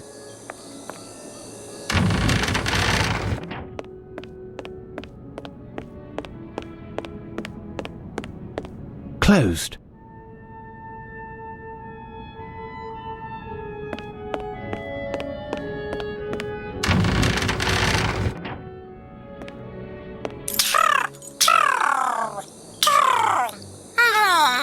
I believe a bird on the roof was speaking, but I don't understand what it said.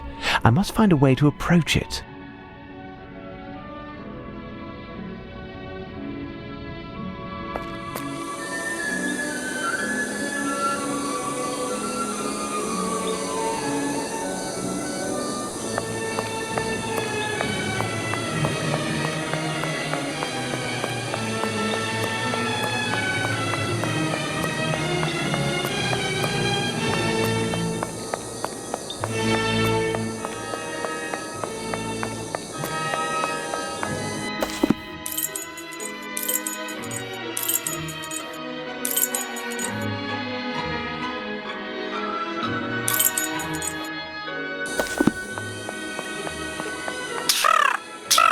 I believe a bird on the roof was speaking.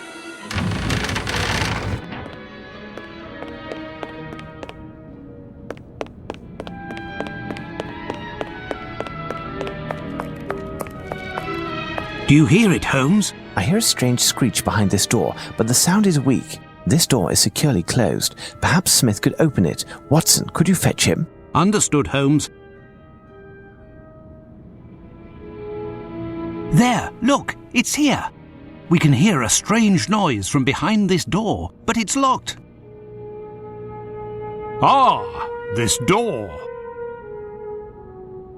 Can you open it? Certainly. To be honest, I was scared you'd bring me here. It's one of the oldest rooms in the fortress. Possibly dates back to before the official construction, because, as you know, Roman ruins were originally on this spot. It's a sinister spot in which we made some gruesome discoveries. We would have preferred to condemn it. The men were scared half to death. Gruesome discoveries?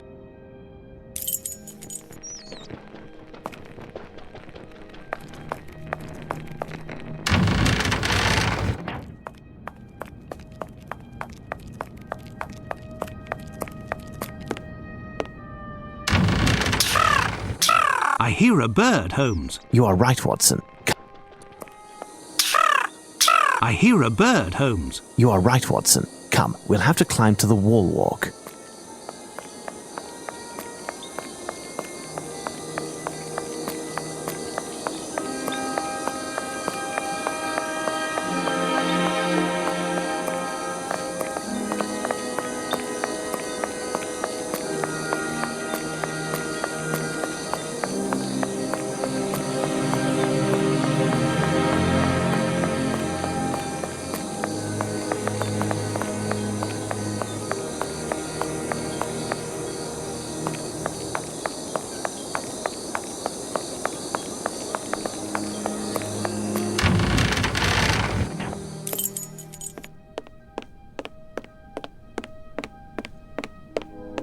This collection of weapons is impressive.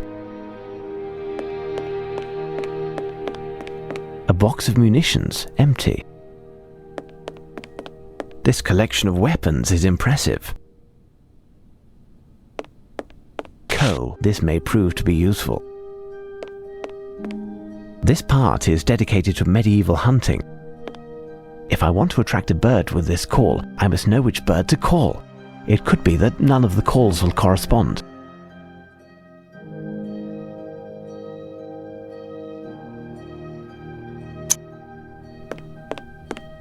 Magnificent articulated armor. All of the pieces are detachable, even the greaves. Magnificent articulated armor. This space is dedicated to the Navy. This may prove to be useful. A small Navy cannon in perfect condition. It is just missing the wheels. This net has a large mesh. We'll find out later if it'll prove to be useful. These shields have very interesting arms.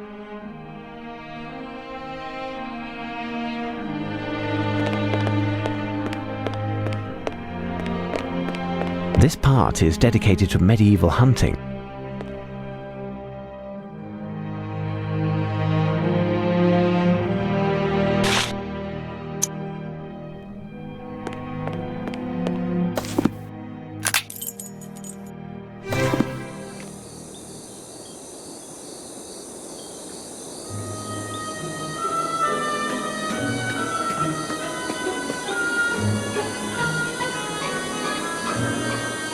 This bird is black like a raven, but its morphology is completely different.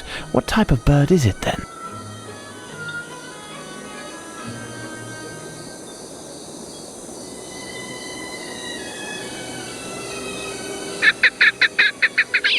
It's definitely a partridge. Catch it now.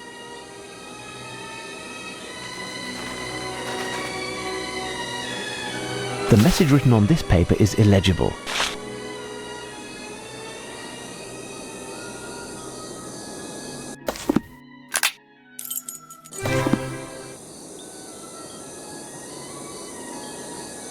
Do you hear it, Holmes? A strange call, like a...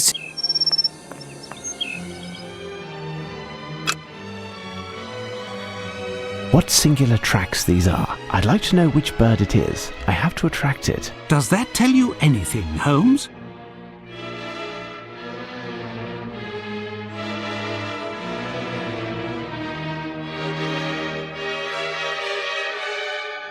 What singular tracks the... I'd like to know which bird it is. Does that tell you anything, Holmes?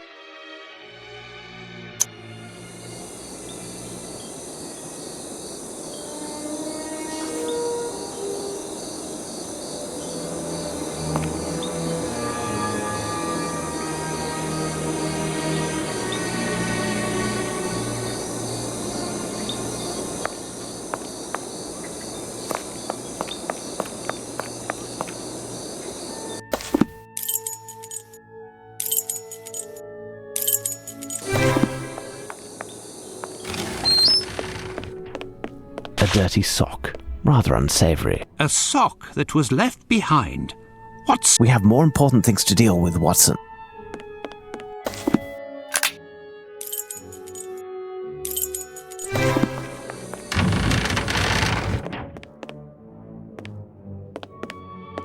All of these products are stamped with the royal coat of arms. Nice faience plate. What the devil are you up to, Holmes?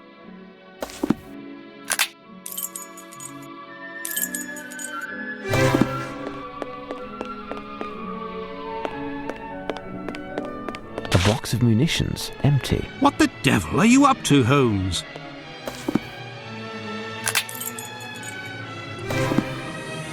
Do you hear it, Holmes? A strange call, like a series of cracks alternating with smooth note.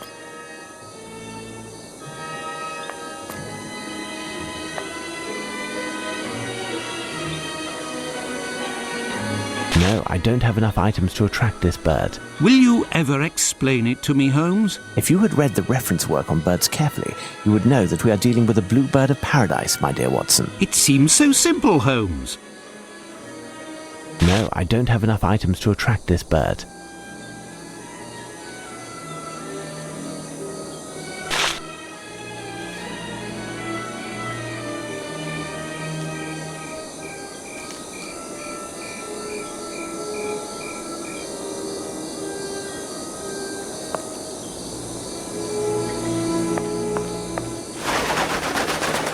The message written on this paper is illegible. Well done, Holmes.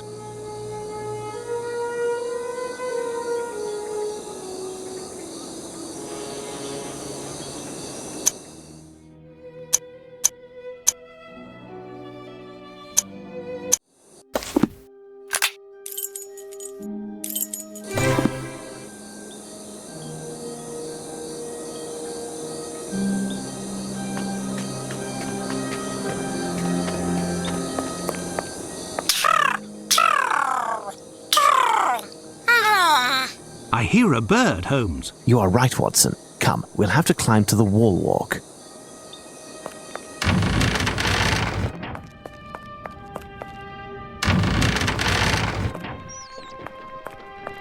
These bones are centuries old. These bones are centuries old. It appears to be Latin, Watson. The inscription is almost completely worn off. Hanging above is a shield that we can't identify. These heraldic shields are almost completely obliterated.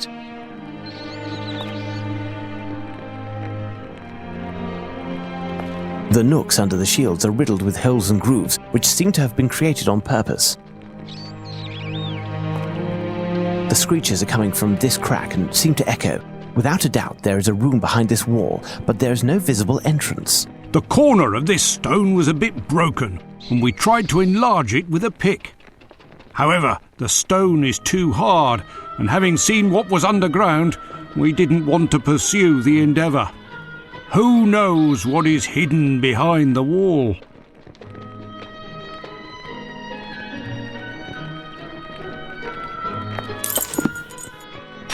It's hardly more visible, and it will take me hours to translate them as they are so foreign to me. Wait, I think I've already seen that coat of arms on one of our antique shields in the arms room. I seem to recall that Brigadier Metcalf explained the symbolism of these arms. If you show it to him, I'm sure he could share that information with you.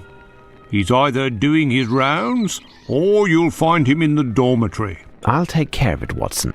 Stay here and see if you can make anything out of the Latin inscription. You're too kind, Holmes. Go on, then.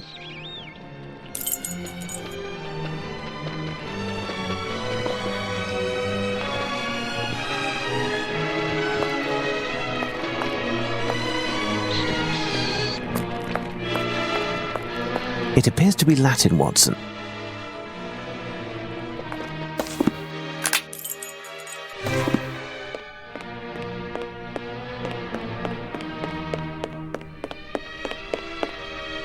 This shield resembles that of the crypt. It appears quite old.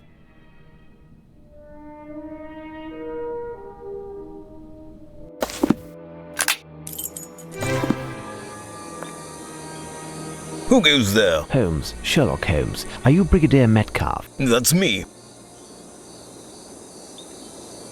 What can I do for you, Mr. Holmes?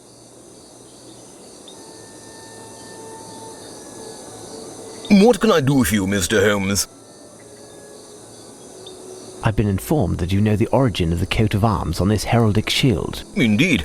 I'm no expert on the subject, but I do dabble in the Middle Ages. In short, I know that it's the coat of arms of the Round Table. Thank you. Think nothing of it. Back to my rounds.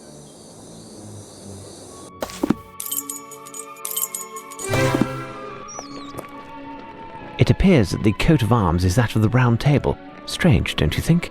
No doubt the coats of arms on either side are those of knights or other heroes from Camelot. My intuition suggests that the Latin inscription is connected. Mr. Smith, would you have a book on King Arthur, Camelot, or the Round Table around here? No, I'm sorry, and there's no chance that any member of the staff would have one in their own possession. Watson, you must return to Baker Street and find Barnes, the bookseller. He usually works late, sometimes throughout the night it seems, ever since we brought him back that book from New Orleans. If he isn't there, find him somehow and ask him to open his store. A reference work that can help us will certainly be found there. As for me, I'll stay here to decipher this cryptic inscription. As you wish, Holmes. One of the guards can take you in a cart, Dr. Watson. Very good, Mr. Smith. You take care of that, then return to see me. I will most assuredly need your knowledge of the place.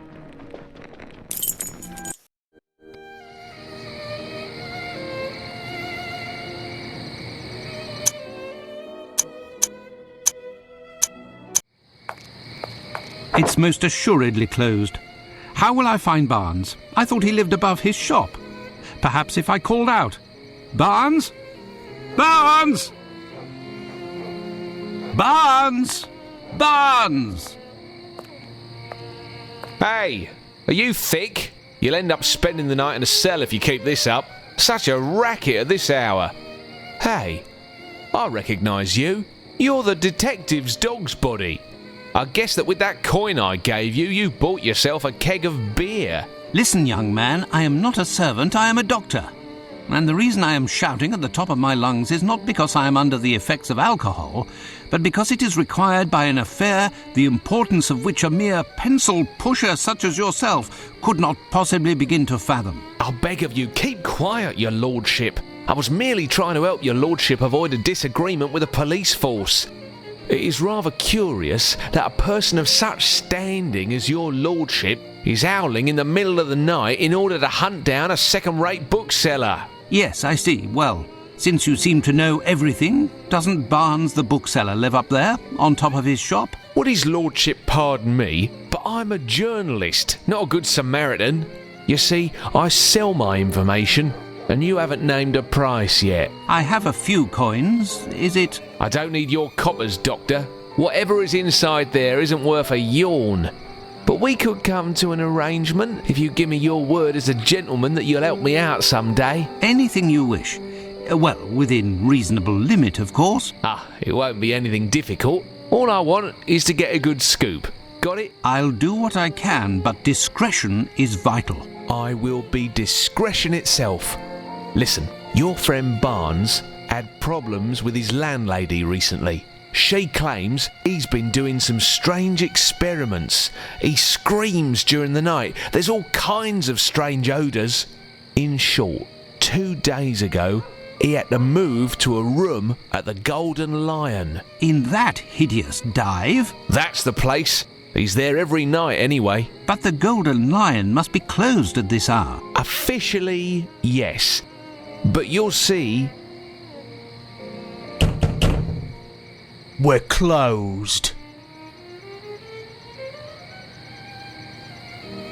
Go on, Doc. No doubt you'll find your man inside. Until next time, Doctor. And don't forget your promise.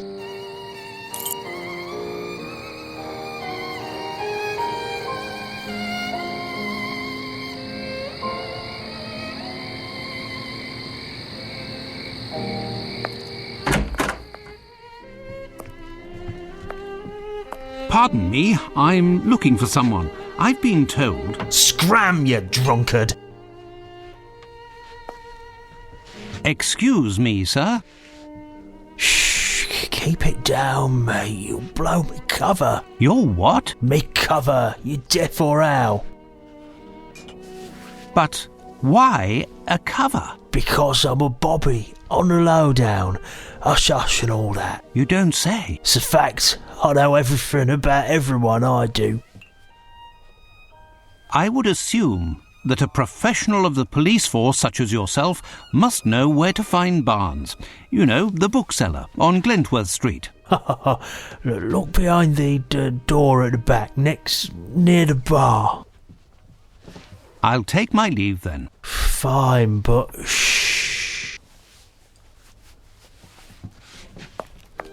Pardon me, I'm looking for someone. I've been told... That don't interest me, mister. Here, I serve drinks and you drink 'em, that's all. When you start looking, you end up finding trouble here. So, what'll it be?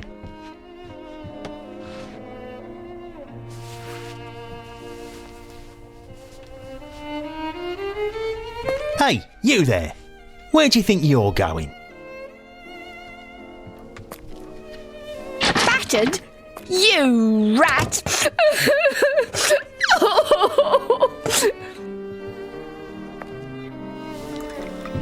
Here, take my handkerchief, miss. Thank ye, sire. You are a real gentleman, don't you know? And handsome too, what with your glad rags and all, so swanky. I've got a few nice threads myself. Perhaps we could get a little drink and I could show you my room. No, thank you. I don't please you? I'm too skinny? That's it, isn't it? No, not at all. Well, somewhat. But that isn't the problem. I'm looking for a friend, and I was told that he was behind the door at the back, but the barkeep won't let me through.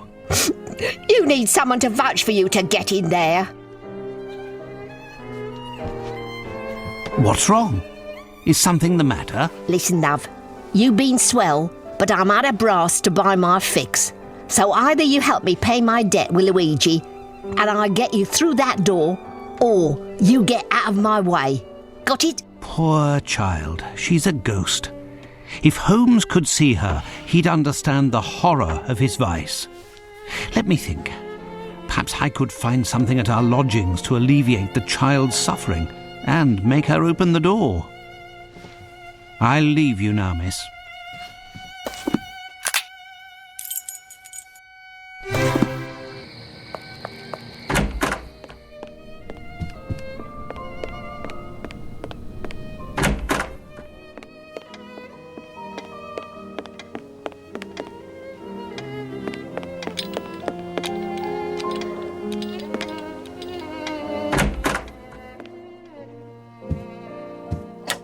Holmes's makeup and accessories.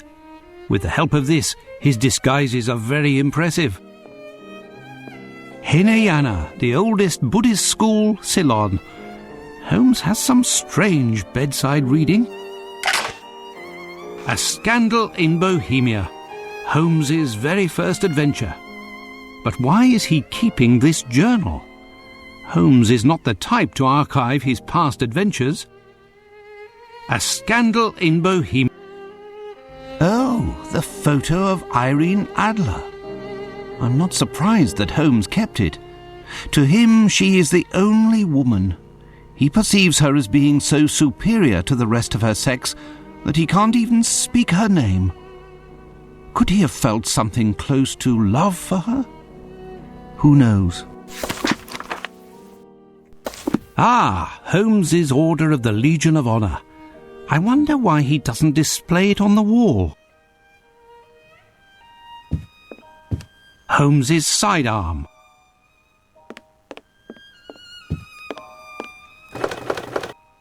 He must have noticed that I was diluting his hidden vials and wanted to prevent me from doing so. It's the one time in my life that I have proven to be stronger than my friend Holmes. Alas, I cannot boast about it to him, for who knows what his reaction might be. To think that this statue saved Holmes's life during the adventure of the empty house.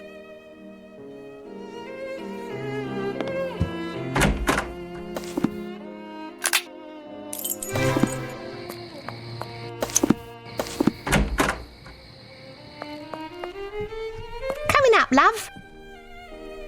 Did your fine gent find something hidden under his mattress then? No, but I have something in this vial that will prevent you from suffering tonight.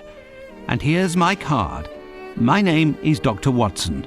You must promise to visit me at my office next Monday. Together we can find a solution to your problem, dear child. First, however, I must pass through this door. Say, Eddie, this gent is one of my pals. One of the guys will pledge for him. He's in the mood for a bit of fun. Let him through, will you? I'll leave you now, miss.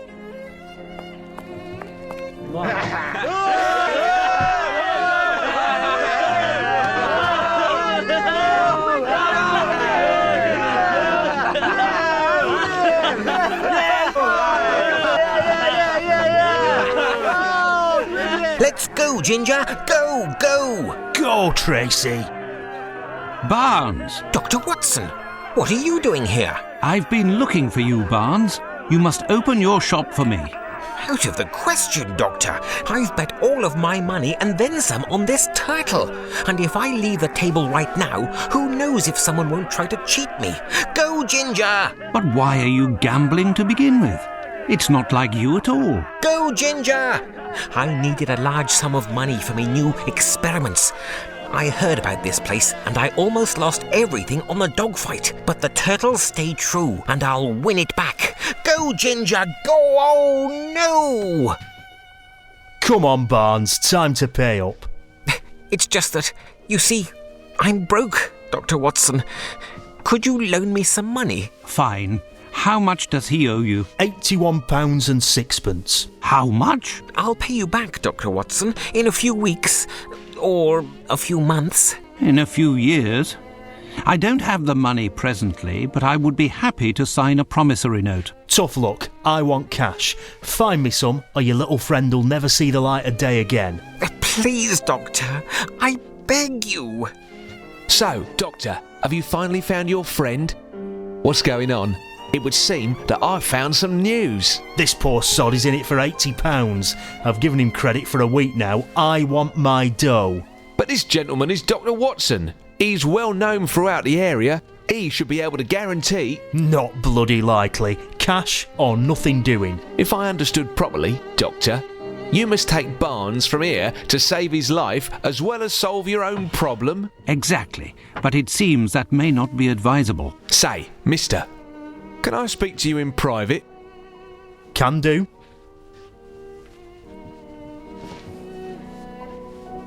Got it. Doc, it could be that I'd be happy with, I don't know, some jewellery for example, some nice trinkets, a trophy or a medal. Dr. Watson will certainly find something appropriate. Not to worry. I'll wait for you here, Doctor, to ensure that nothing happens to your friend Barnes. I'll do my best. You, Barnes, deserve to be left at the mercy of these rogues. Where will I find something to give to these rogues?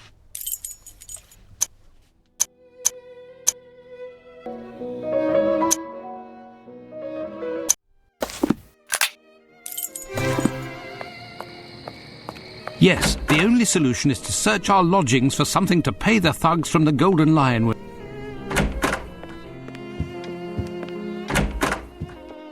The Order of the Legion of Honour, bestowed upon Holmes.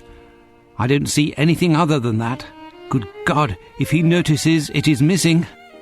Tomorrow I will have to buy it back from those crooks once I have found the necessary funds.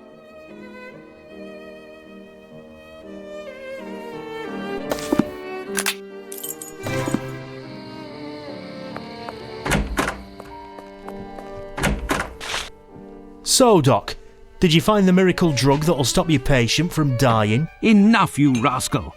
I'll return tomorrow to buy it back. Plus interest, you hear? Thank you, Doctor. 1,000 thanks. You're a good guy, Doctor. A real saviour. Now, Barnes, you must open your shop without further delay. I don't know how to thank you, Doctor. How can I help you? Tell me what you need, and I'll have it for you within the hour. I need the most in-depth reference work you have on the Knights of the Round Table and King Arthur, with heraldic illustrations if possible. Certainly.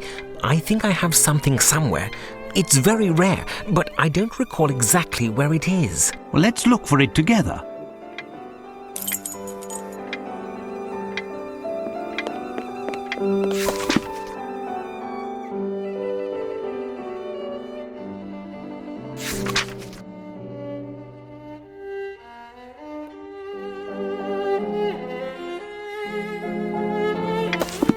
Here, chivalry and spiritualism. Can we turn the round table? This is it, am I right? Ah, yes, that's the one. A very rare and thorough book. I'll take it. You can deduct it from the amount that you still owe me, Barnes. I must be off, and... Wait, Dr. Watson. I just wanted to say before you left. Wait, where did I put it? There. A moment, please. The book in which you're interested is an extremely rare edition. My records show that its price is 98 quid 9p. It's a beautiful book. Quite rare, that. It's your good luck that I'm in a hurry, Barnes. Otherwise I'd stuff this book down your throat, all £98 and 9p worth.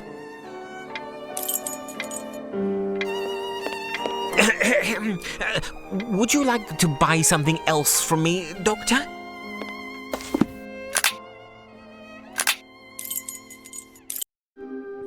There you are at last, Watson. You took your time. Do you have what I asked for? It wasn't without difficulty, but here is a book that will help us. A worthless book written by an unreliable author. Obviously a remnant that Barnes couldn't sell and present it to you free of charge. You need to be charitable on occasion, Watson. That little bookstore could have used a few of your farthings. If you say so, Holmes. Fine. This should do the trick. While you were dallying, I was able to translate this inscription. I've just finished, and this is the transcription.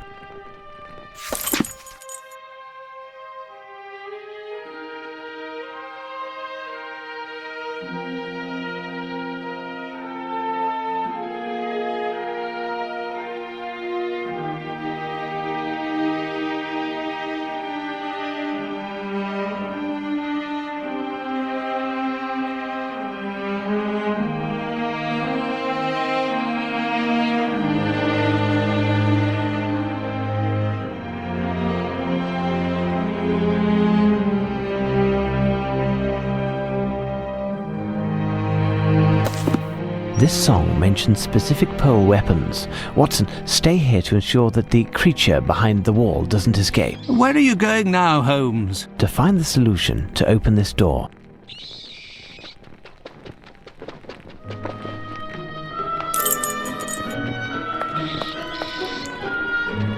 I need something.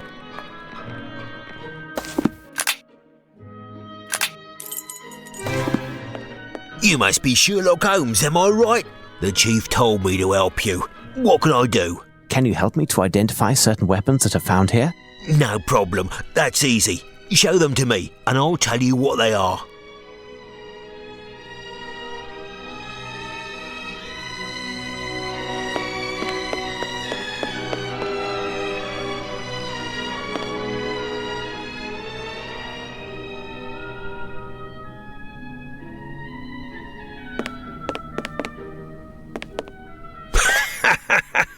Come, Mr. Holmes, that, quite simply, is a sword.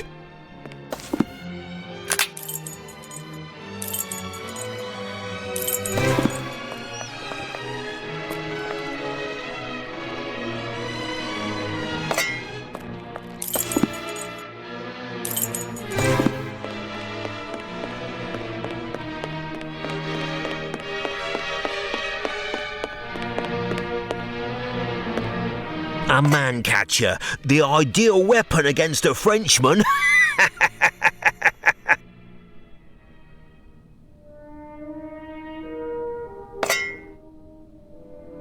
It's a Lucerne hammer.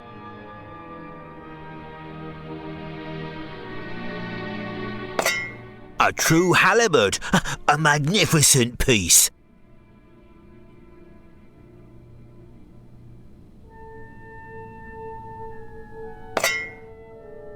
A guisarme, as everyone knows, resembles a faux shard.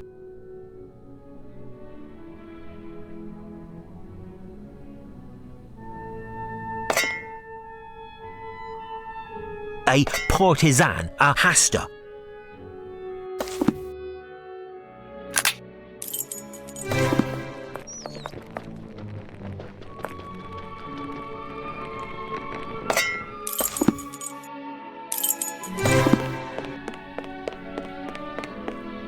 It's a bardiche, a type of poleaxe without hooks. A large axe, really.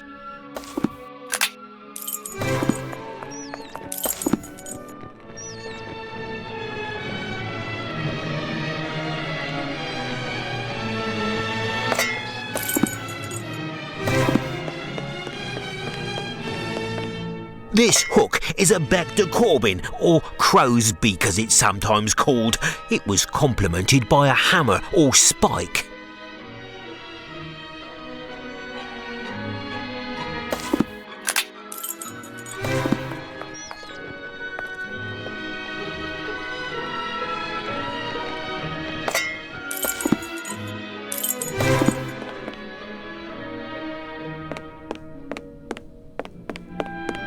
Magnificent articulated arm. A morning star, a club-like weapon, quite popular with the English army.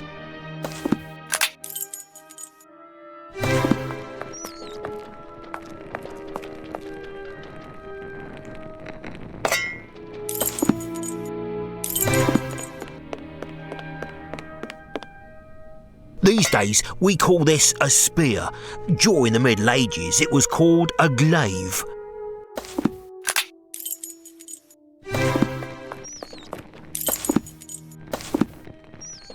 Elementary. Well done, Holmes.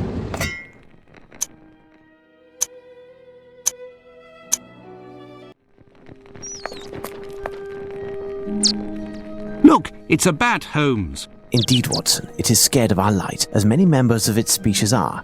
It will be very hard to attract it and even harder to capture it. If only we could disorient it. Perhaps by pointing a beam to flash a bright light at it. Listen, stay here and prevent it from escaping while I go look.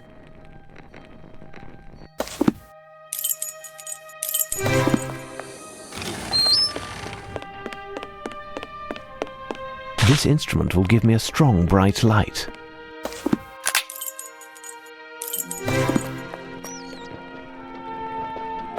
Watch out! Protect your eyes!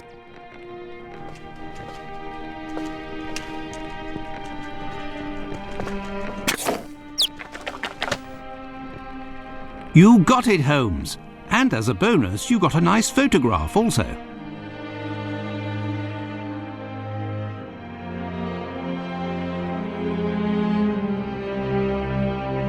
What do you suggest I do with a photograph of a bat, Watson? Give it to Sergeant Wayne. It's his camera.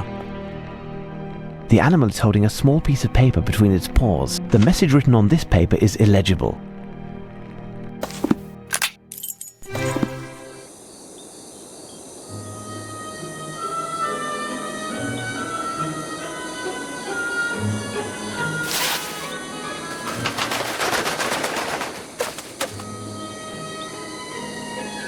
What's my name? What's my name? What's my name? What's my name? He keeps asking what his name is. This bird seems to be remarkably well trained. How can I find your name? Beautiful but impish, you search for her name. Long ago, on you she played a trick. Or was it your heart that she did prick? German bird or eagle? They're one and the same.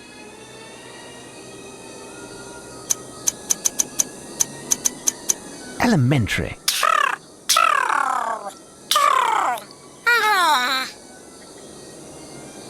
The message written on this paper is illegible. Well done, Holmes. We are supposed to find 6 birds, and there is one missing. 2 possibilities. Either one of the birds has flown and taken our hopes with it, or, despite our misfortune, there is still a chance that the last bird is completely diurnal and is perched somewhere awaiting the day. What shall we do, Holmes? Stay up, Watson, and wait. Wait for the dawn and the first signs of life from the bird.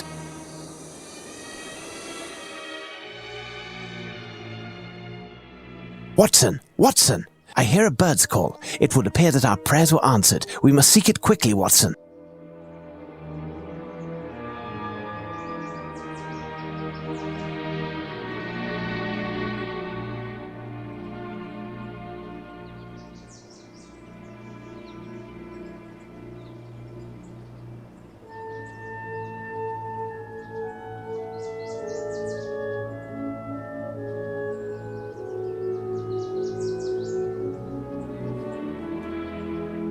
Incredible. Based on this bird book, it is a Ermacgerd. I have heard about them, but I have never seen one with my own eyes. Since you never leave our lodgings, I'm surprised that you've even heard talk of them. Now what? Ermacgerd, Watson. If only it was Greek and had a great big turtle. What? A turtle, Watson. Have you never heard of Aeschylus the philosopher? I must still be sleeping. This is all a dream. Maybe the whole thing has been a dream. It must be the side effects of the nightmare I was having. Any moment, Mrs. Hudson will... Watson, get a hold of yourself, man. You aren't dreaming. Our mission, England's honour. Holmes, did I really hear you talk about a Greek, bearded vulture, a turtle, and a philosopher all in the same sentence? Indeed, Watson. Listen carefully. Aeschylus was an ancient Greek philosopher. He had a phobia of enclosed spaces and would never enter a building of any kind. This was as a result of the fact that it was predicted that he would die by being crushed by a roof. Do you know how Aeschylus died, Watson? His skull was smashed by a turtle that fell from the skies. We cannot escape our destiny. A turtle carries its house on its back, and its shell is its roof. But where did this turtle come from, and why did it fall exactly on the head of this poor man? Some would say that it was the divine power attached to the prophecy. There is, however, a more pragmatic explanation. The Ermacgerd, or bearded vulture, likes to eat the bone marrow from the cadavers of large animals. To extract the marrow, it grabs the bone in its claws and flies to a great height. Then it lets go over a rocky area where the bones smash and split open, giving it a lavish feast. Some of them have been observed in Greece behaving the same way with turtles as they normally do with bones, to get at the flesh. Aeschylus was of an advanced age at the time of his death, and his bald head would have reflected light like a smooth rock. Had he been under the shelter of a house, he would never have been hit with the turtle in the first place. I'll let you ponder the philosophical points of the matter, but coming back to our Ermacgerd, we'll need some bait and something with which to capture the beast. Holmes, I will take care of finding a turtle. I'll return as soon as possible. Really, Watson? I commend your industry and valour. That leaves me to find something to trap it. However, Holmes, would you happen to have a few quid on you? No, but you can make a detour via Baker Street. There must be at least 10 sovereigns hidden in our lodgings. Just a little memory exercise that I set up. At the boredom, you know.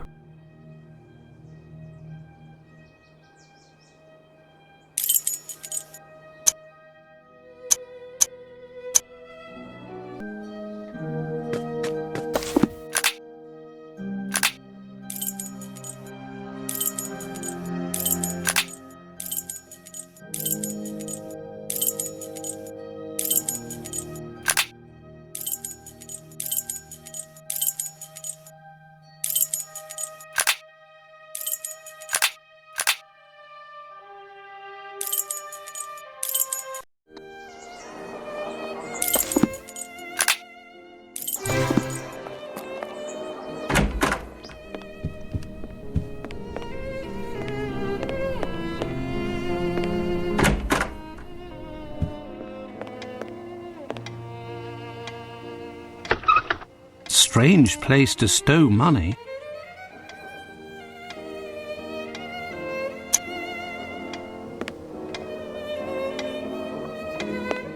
What? This accursed statue is still here? I've asked Mrs. Hudson to remove it for us. Ha ha! A sovereign! Elementary, my dear Holmes. A sovereign! Perfect.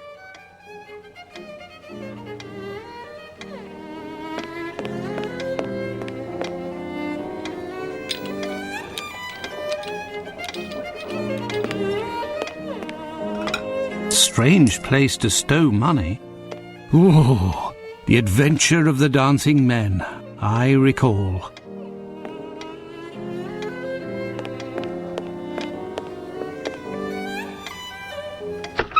Ha ha! A sovereign!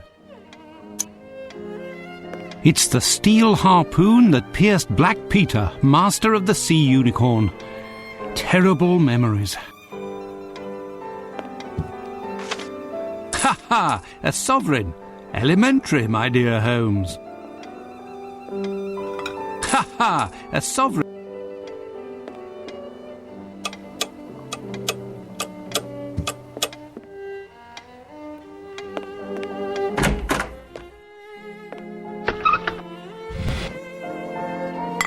A sovereign! Perfect! Ha ha! A sovereign! Hinayana, the oldest Buddhist school. Strange place to stow money. Strange place to stow money.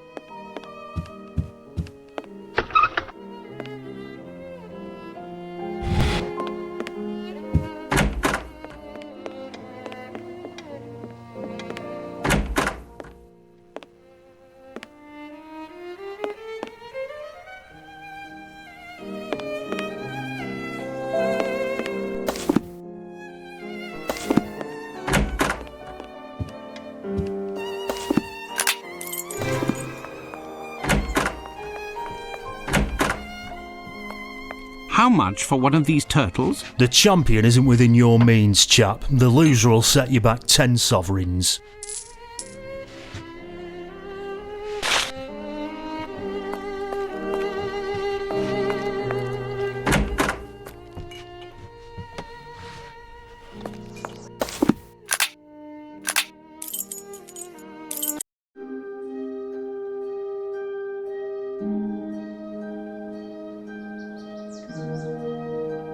While you wait, Watson, I need something big with which to catch the Ermacgerd. It's a rather large bird.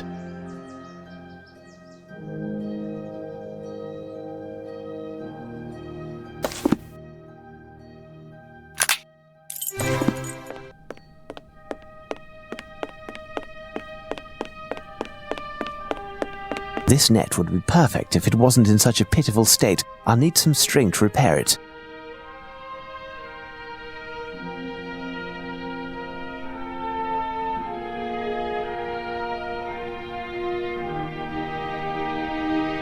This string is perfect. I'll get to work while I await Watson.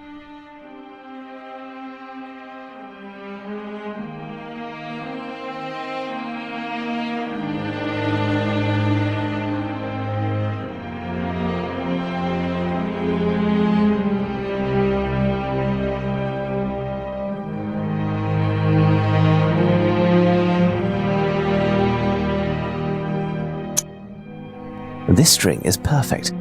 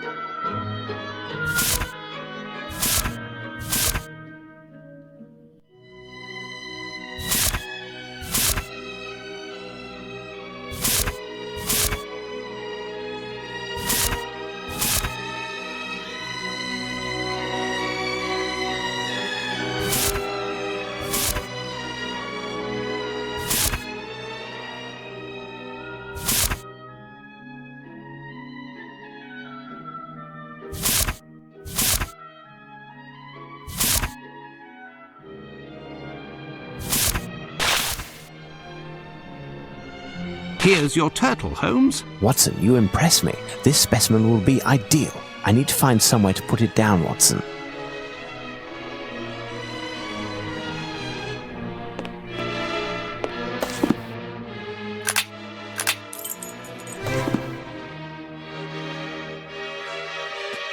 Stand back, Watson, as we wait for our bearded friend to descend. I hope you'll be able to catch it on the first try, Holmes. Ginger would never forgive me. Ginger? Yes, the turtle. Of course, of course.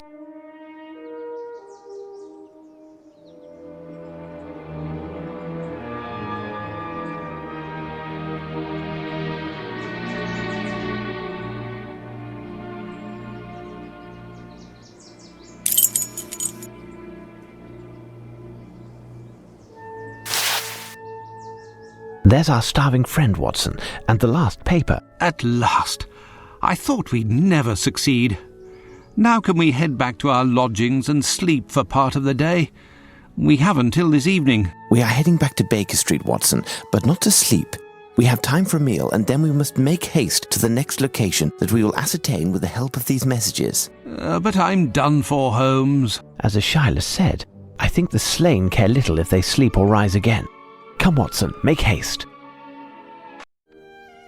I can no longer take it. Regardless where these papers that were found on those damn birds at the Tower of London lead, you'll be going without me, Holmes. Plus, this business cannot remain secret much longer, and Scotland Yard would like to take over the case again, and I would gladly give it to them. You are correct, Watson. Even if Chief Warder Smith sent 2/3 of his men on holiday to minimise the risk of leaks, the authorities would be aware with very little delay that something was afoot in London, and they would want to take over the case, as you say. But Scotland Yard is once again facing a strong opponent and is up against a resounding failure. There is no question of my stepping down or even thinking of resting, not while England is being menaced by Arsène Lupin. As you wish, Holmes. If only I had known that one day you would be giving me lessons in patriotism. Now, try to figure out the meaning of these messages. But how, Holmes? They are illegible, Watson, but as Lupin seems to be a magician when the mood strikes him, it may well be a conjuring trick. I need something. Elementary.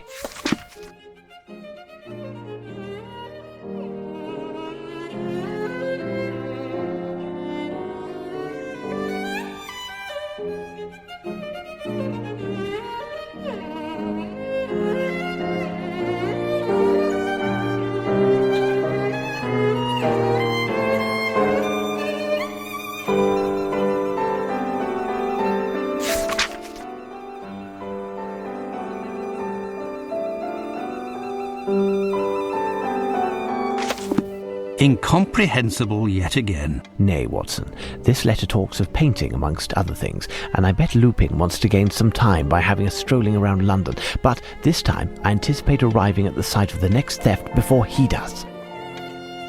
Watson, you're spent. You must rest this morning, and I'll take care of this alone. I'll come back to collect you around 11 o'clock.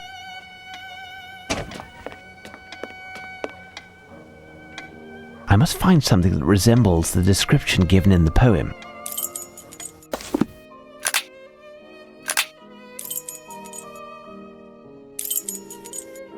I have no reason to go there.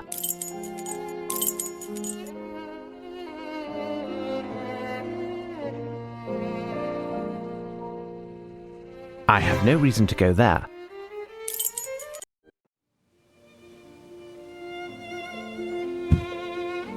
Hello, gentlemen. Judging by the calm, our little ploy regarding the mildew has worked. Indeed.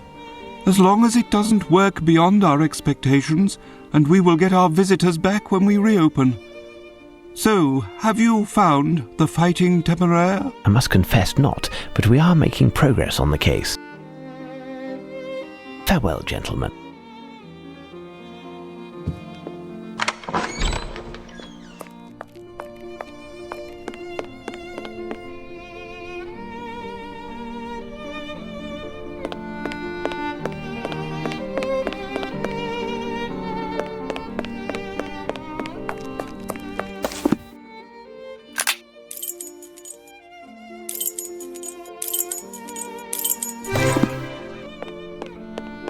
The supper at Emmaus, where the assassination of St. Peter St. Catherine of Alexandria by Antonio de Salario in 1514, originally part of a triptych. The Virgin of the Rocks, famous canvas painted between 1491 and 1508 by Leonardo da Vinci, multidisciplinary man, artist, scientist, inventor and humanist philosopher. He transformed art into the complex style of the High Renaissance. His scientific and artistic method proceeded from a preliminary accumulation of detailed observations, of knowledge dispersed here and there, all with perfection as the objective.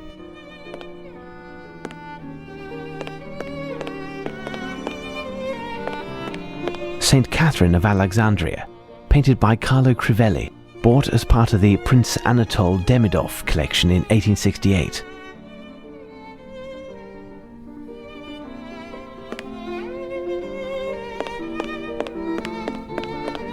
St. Catherine of Alexandria by Raphael, painted around 1507, one of the greatest Italian painters and architects of the High Renaissance. Hans Holbein the Younger died of the plague in London in 1543. His works are on loan to the museum.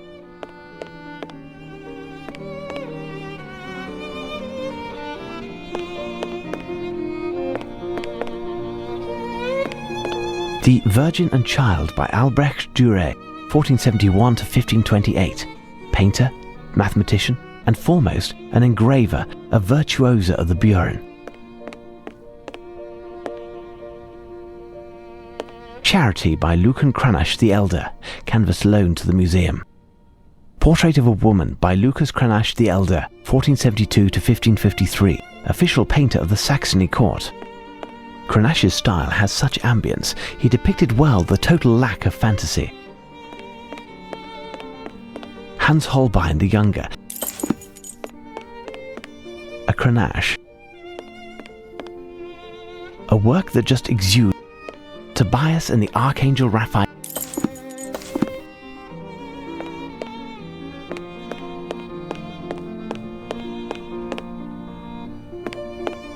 There's no inscription here.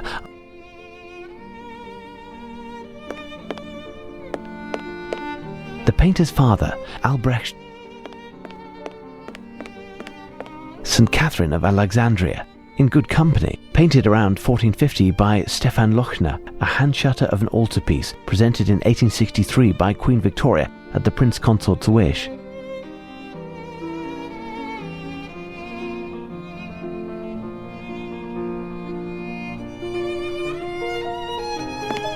St. Paul on Malta by Adam Elsheimer, 1578 to 1610. Ooh, Judith in the Tent of Holofernes by Johann Liss, 1595 to 1631. What will she do with that head? Canvas by Adam Elsheimer, the most famous German painter at the beginning of the 17th century.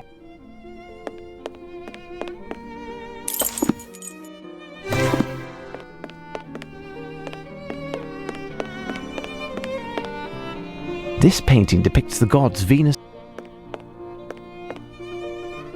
Portrait of a young man in red by canvas by Orazio. A painting by Veronese, the Adoration of the Kings by Botticelli. The Gallery of Italian Works. St. Catherine of Alexandria by Raphael.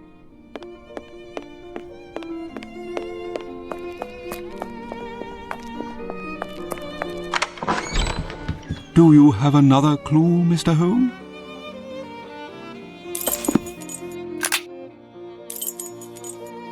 I have no reason to go there.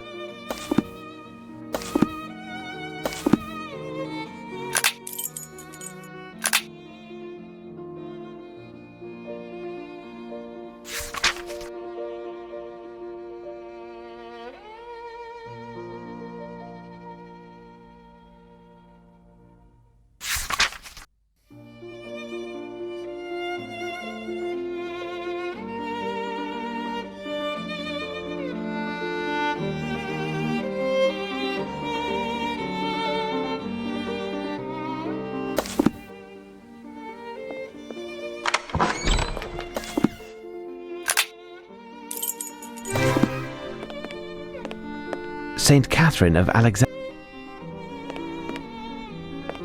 St. Catherine of Alexandria by Antonio.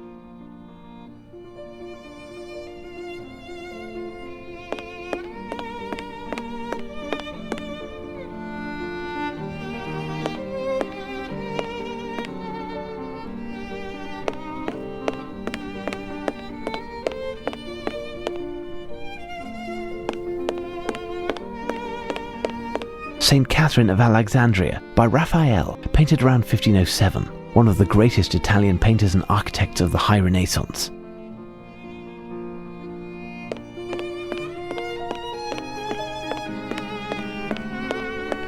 Must you see it to believe?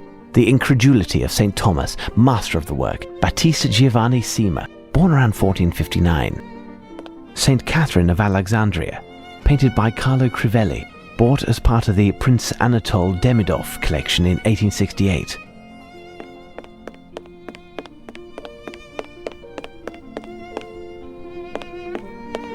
A Grenache.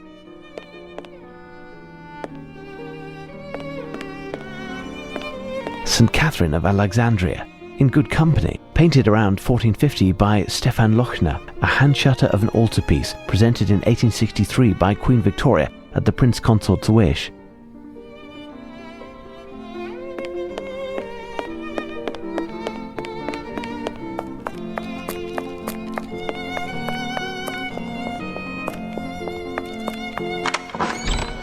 Do you have another clue, Mr. Holmes? As for the investigation, I have the names of 4 artists who may have paintings on exhibit here. I am feeling weary and out of sorts after all of the commotion, and I am not able to help you any further. The museum, however, is all yours. Thank you. Farewell, gentlemen.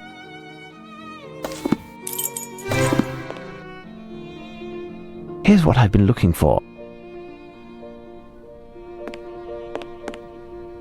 Here is St. Catherine of Alexandria by Solario.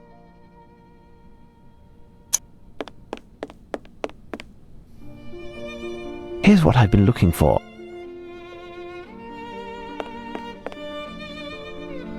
And here's St. Catherine of Alexandria by Raphael.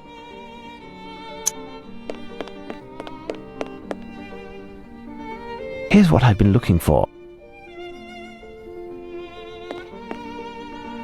It's St. Catherine of Alexandria by Crivelli.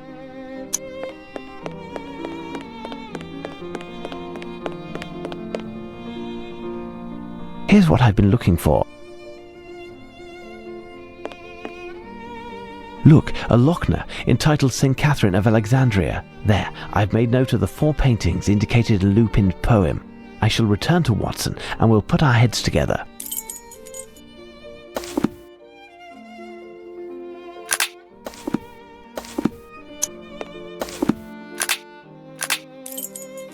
Holmes has left at last.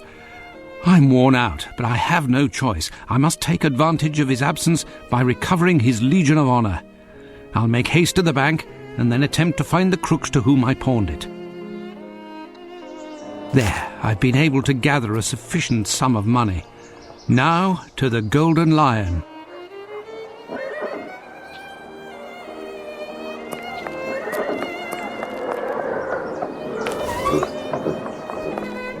couldn't pay attention?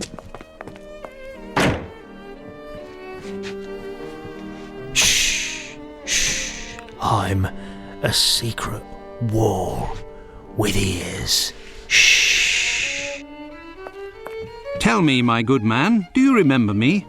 Last night I was in the next room where I pawned an object that I have come to buy back. Where can I find those concerned? Just where do you think you are? In the Duchess's front parlour? If there ain't nobody, it's 'cause there ain't nobody, and I don't know no more than that. We don't ask questions here, we drink and shut it. It's a scandal. You'll hear from me, Mr. Closed. Why, Doctor, what lucky happenstance. Have you recovered from last night's temper? Oh, hello there.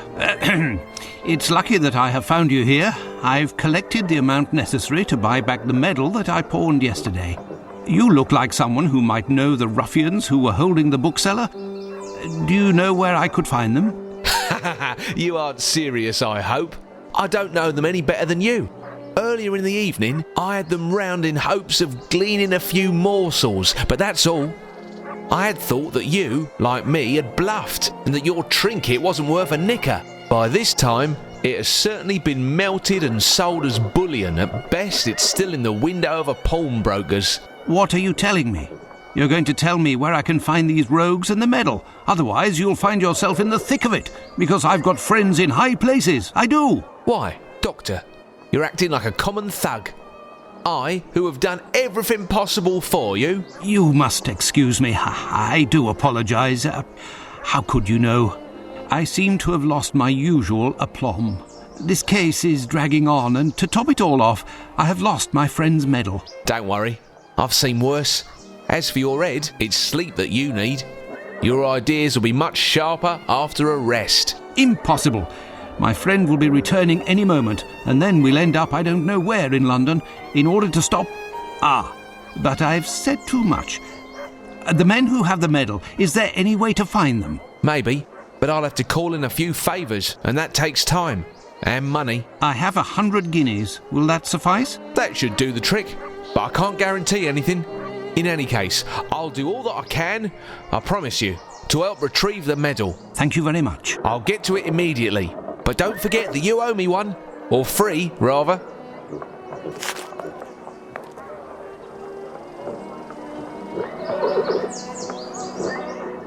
Watson, I thought I'd be dragging you out of bed. I was summoned to visit a patient. Obviously a hypochondriac. Eh?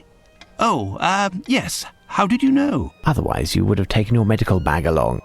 Yes. By Jove, you are clever. As for the case at hand, which must be our priority, we must find to which treaty is referred in the latest message from Lupin. I just came from the National Gallery, and I think we have all of the elements necessary to formulate an answer.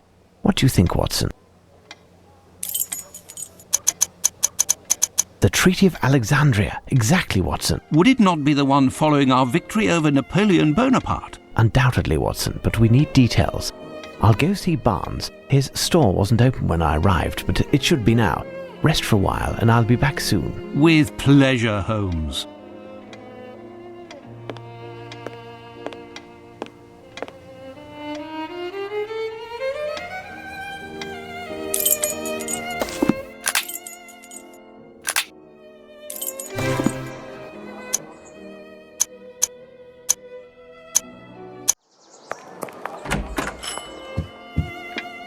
Oh, hello, Mr. Holmes. What can I do for you? Good day, Barnes. I'm looking for a book that deals with English victories and the subsequent treaties, the Treaty of Alexandria in particular. You'll have to excuse me, but I am already run off my feet this morning as I need to relabel some of the books. I'll leave you to look for yourself. There must be something in the history shelf near the back.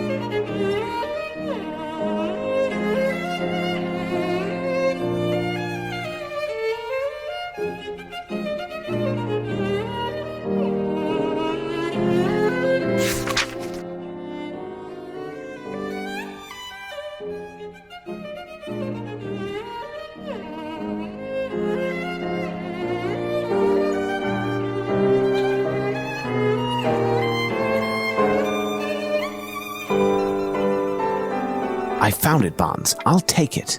Fine, Mr. Holmes. You'll settle up later? You see, it's quite a rare book. Quite dear, too.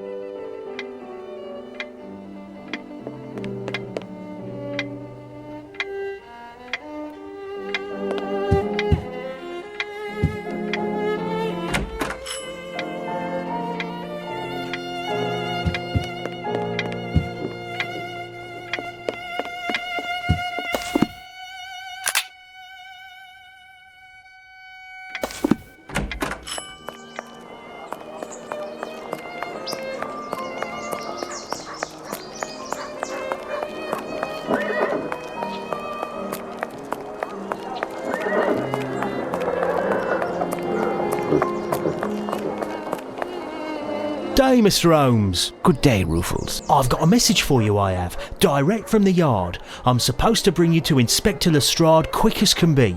There's going to be a right important meeting, there is. The PM himself will be there. For once, Lestrade is ahead of the game. Listen, Ruffles, in order to save some precious time, will you bring a message to the Inspector? Tell him to meet me here with as much of the force as he can muster, but he must be discreet. Do you understand? Right, Mr. Holmes. I'll be off, I will. Thank you. Let's head to Baker Street.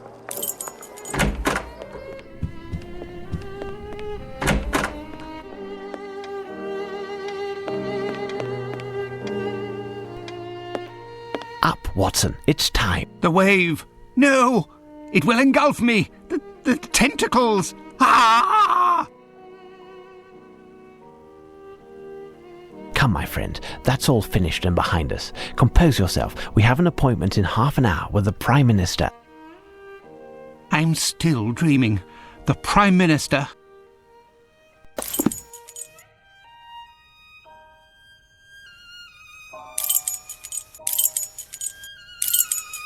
Here's our next destination, Watson. The British Museum. Come on now. Make haste. We're ahead of the game at the moment and we want to remain that way.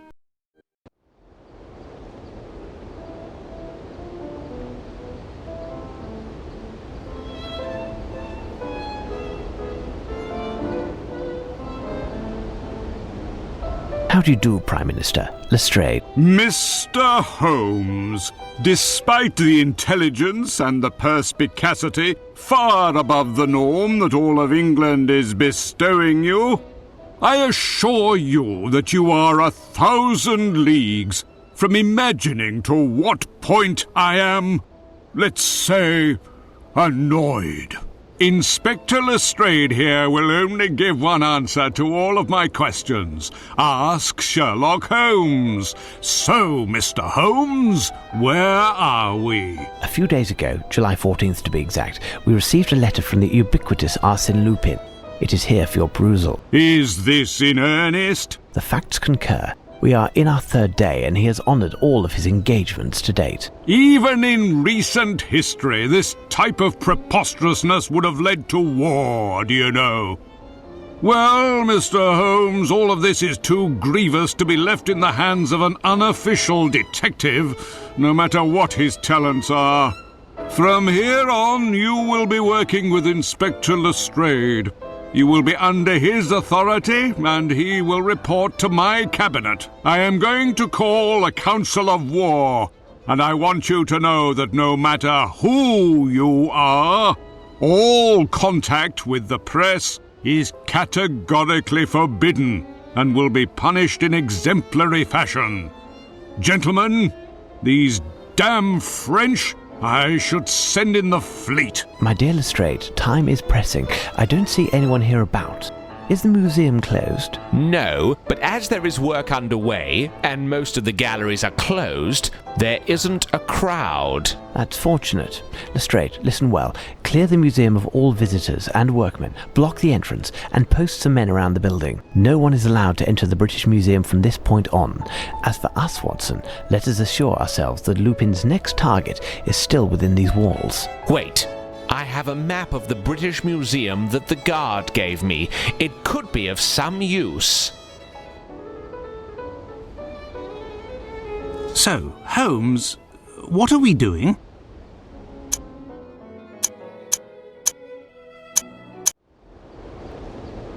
And you have no idea what's going on? No, not in the slightest, but I do know that it's rather pleasant watching all these pretty young men in uniform.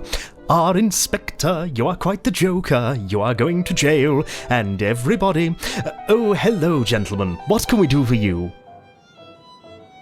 Good day, my name is Sherlock Holmes, and this is Dr. Watson. Are you the museum's curator? The guard. Could you show me the Rosetta Stone as quickly as possible, please? Of course. Follow me.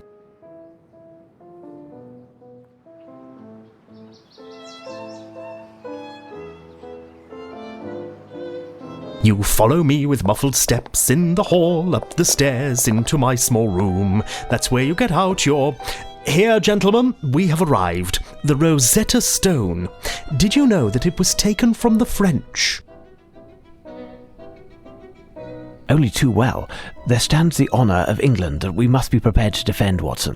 Let's find Lestrade. We'll need his men to help search the museum.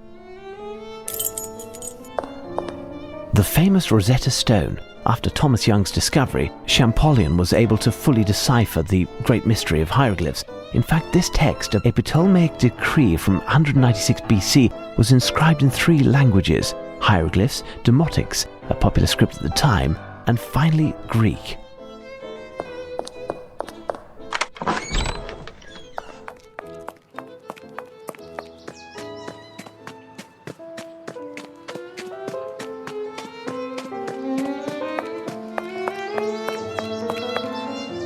So, Lestrade, how are things coming along? We have finished, and if I know one thing, it's that Arsène Lupin is not hidden in this museum.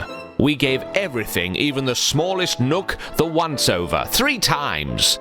The men have doubled the watch outside. This place is protected like a fortress.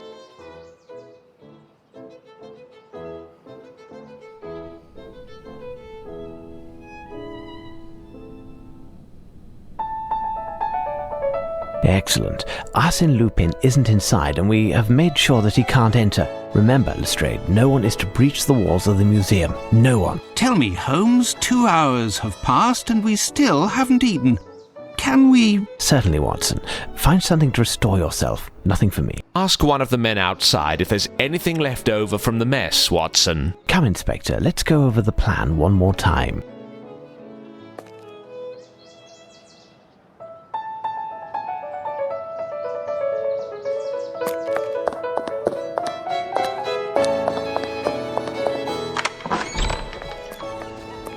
Good day, gentlemen.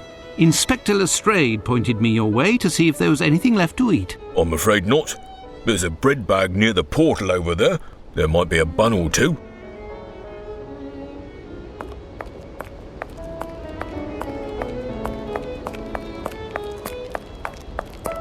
I have no interest in going there.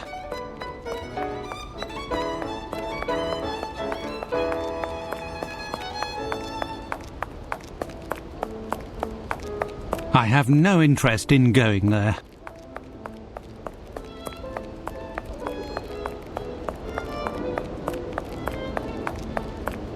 Good day, gentlemen. Inspector Lestrade pointed me your way to see if there was anything left to eat. I'm afraid not. There's a bread bag near the portal over there.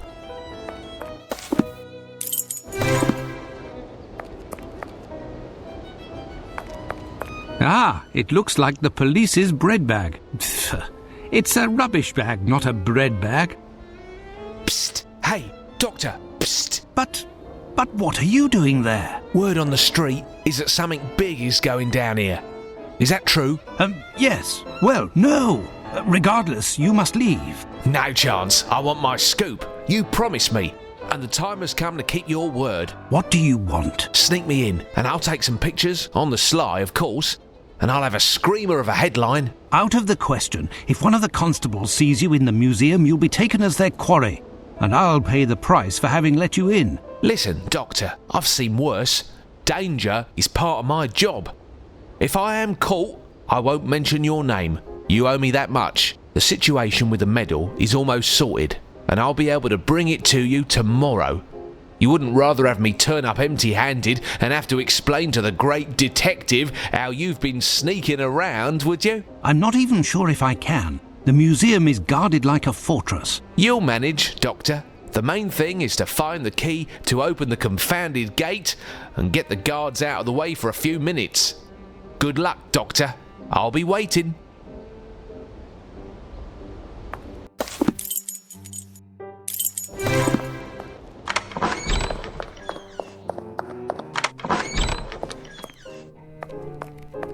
No interest whatsoever.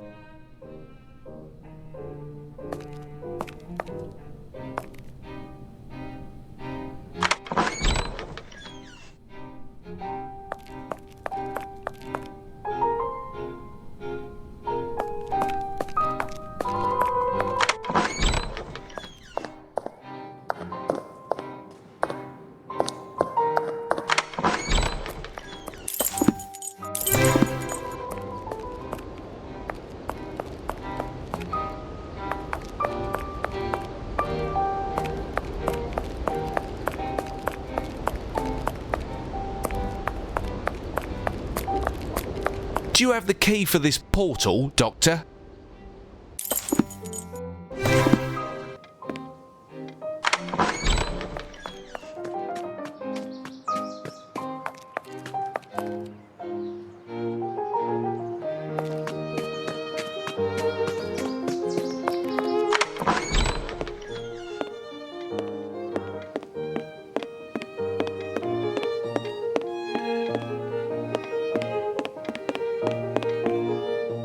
So, my friend, all seems well with you?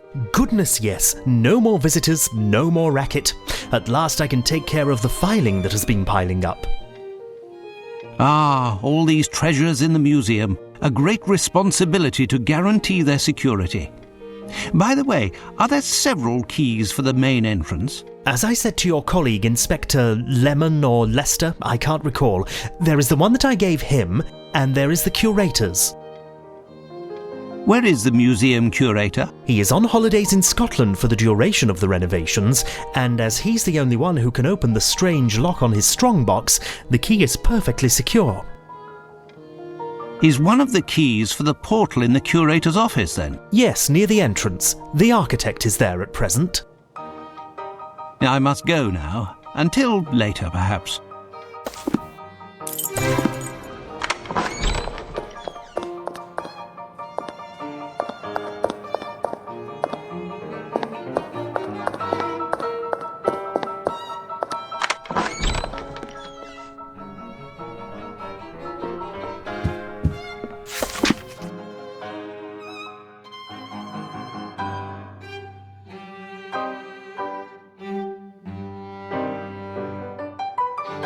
The museum director's reminder. Apparently he suffers from memory loss. He even jots down some sort of hieroglyphs.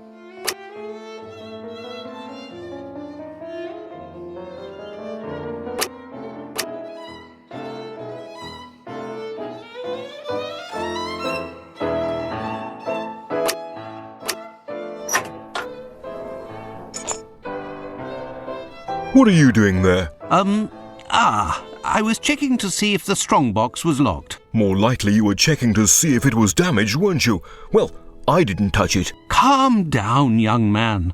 What has happened? You seem to be out of sorts. You wouldn't understand. All this pressure, it's too much. We're 3 weeks behind schedule, and they are constantly threatening to fire me if any of my workmen cause even the slightest damage to any of the works preserved here. And you come in and send my team home and place police officers all over? If they knock over a statue or break a vase, I'll end up carrying the can for the lot. Now, that's not true. The police are professionals. They will stay clear of the fragile objects, and the statues here are so heavy, there's no chance they will fall.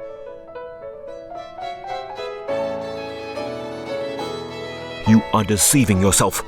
Look at the 2 lions at the entrance. The base of one of the 2 is crumbling so much that it will turn into dust at the slightest noise. And there are plenty like that here. In any case, young man, you must stop tormenting yourself. No one will wrongly accuse you. Now I must get the police away from the entrance to sneak the journalist in.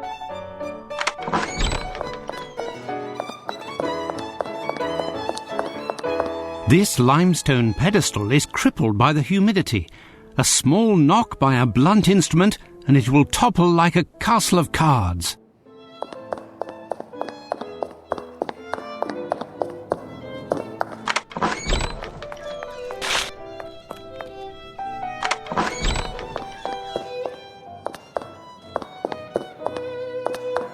Before moving away from the police officers, I should try to look for the key to the portal.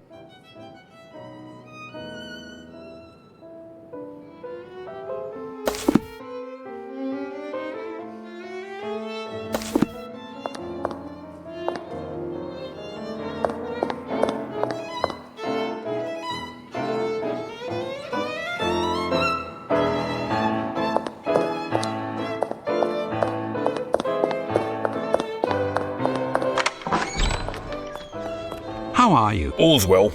Just doing my duty. Now I must get the police away from the entrance to sneak the journalist in. Find a way to get rid of the police, Doctor.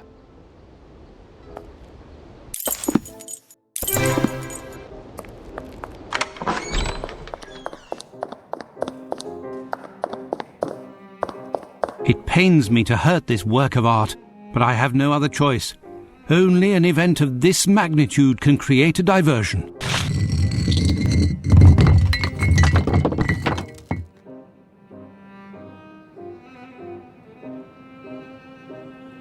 It wasn't me. Good God, what has happened? It wasn't me. I just arrived.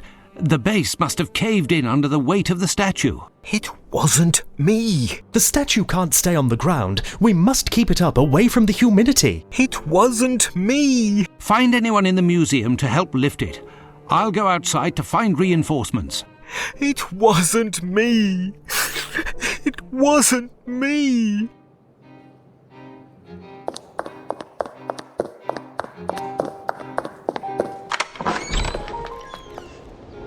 What's all this racket? A statue has collapsed in the entrance hall. We must quickly move it. Otherwise, the invoice will be sent to your unit. Come, give us a hand. But we aren't allowed to leave our post. In Afghanistan, I was shot, and I'm no longer able to exert myself with that arm. I will be of no use lifting. But I could keep an eye while you help your colleagues. In that case...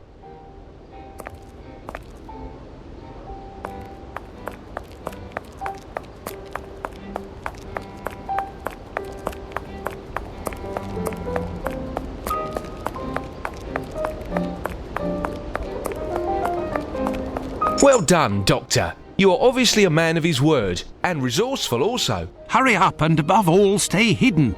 The last thing I want is for you to be caught. Ha! No one has succeeded in doing that yet. Until later, Doctor.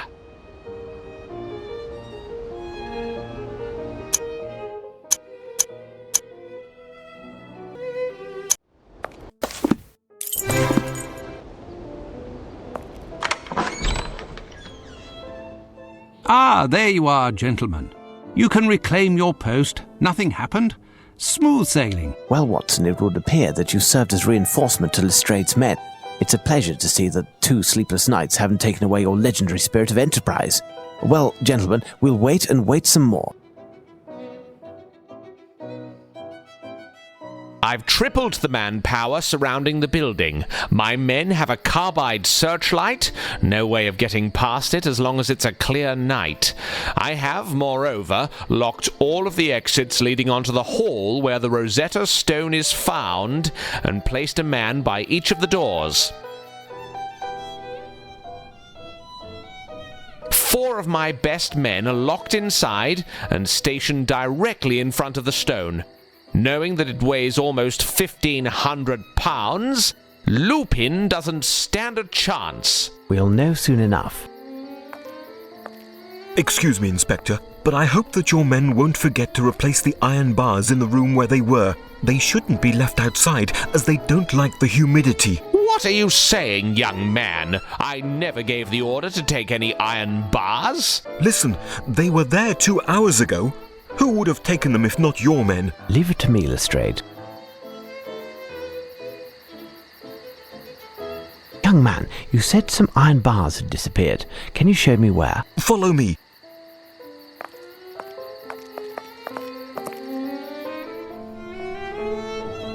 Here's the spot. Tell me, what can be made with iron bars?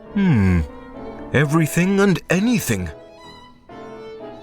Do you know if anything else is missing? I don't know.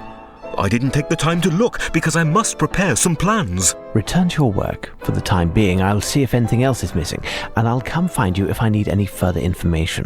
Watson, join Lestrade and keep a check on things. As for me, I'll be in my the director's office if you need me.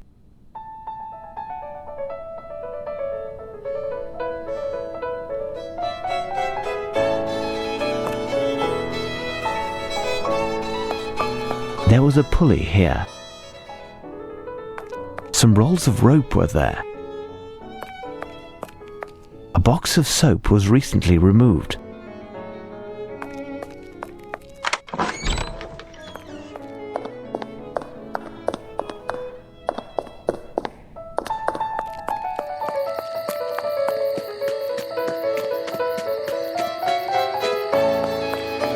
Tarpaulin protected these materials, and it was removed.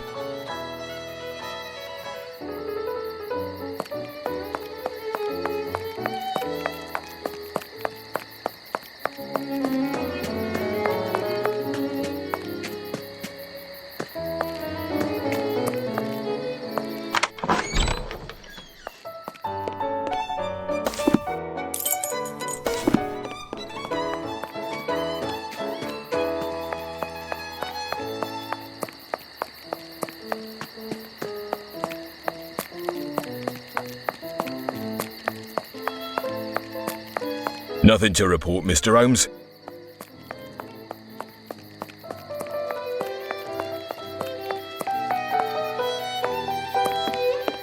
The print from the bag that was found here is quite clear. The bag was recently removed.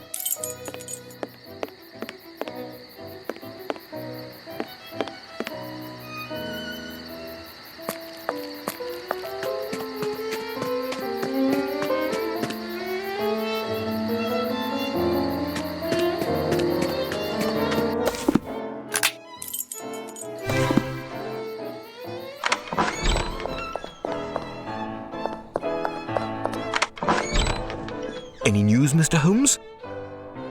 I think I made the round of all the missing objects. Here I noted them on a piece of paper. Can you tell me now what could be made with this? Hold on. I need to think for a moment. It's quite thoughtful of them. What's going on, Barncow? The police are too kind. They took the time to remove the rubble that was in the hall. However, they were given orders to not leave their post. Strange. I must look into that. Until later.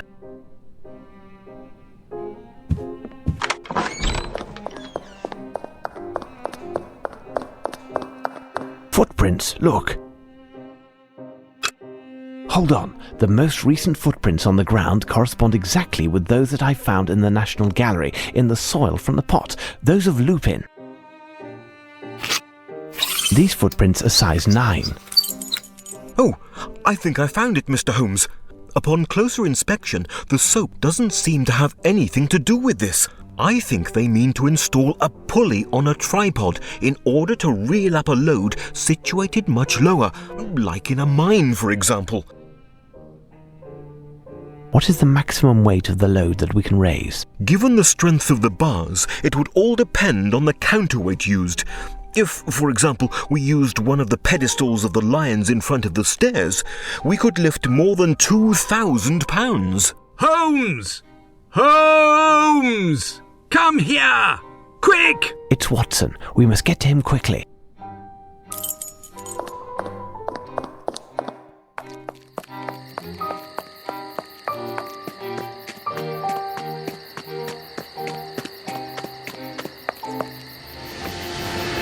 Blasted door, I can never seem to open it. Oh, there it is. Quick! Blazes. Damnation!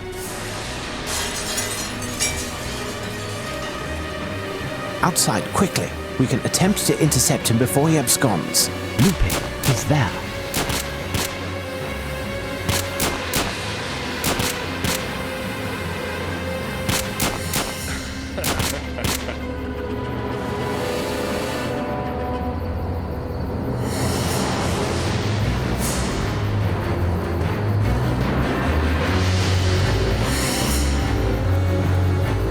My men are searching the area, but nothing yet. There's no sign of the stone, and even less of the man himself.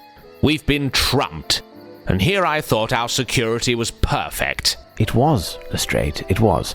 It was impossible for him to enter the museum unless we let him in ourselves. What are you suggesting? None of my men would have... It wasn't one of your men, Lestrade. They are all fine police officers. No, it would have been someone who was deceived by Lupin and let him in unwittingly. What do you think, Watson? Ah, well, you must be right, Holmes, as usual. Very well. I will have my men keep an eye on the watchman and the architect. Who knows if either of those two chaps is an accomplice of the diabolical Frenchman? Do that, Lestrade. As for you, Watson, would you be so good as to examine the police who lost consciousness? They may have been injured in the scuffle. Certainly. There is a message written on Lupin's calling card. The game begins anew.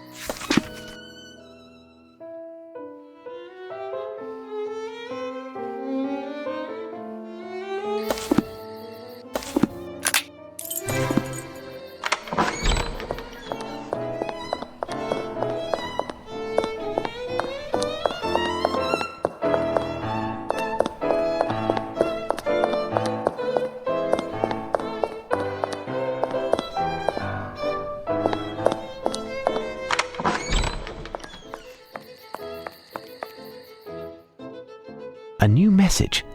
What now?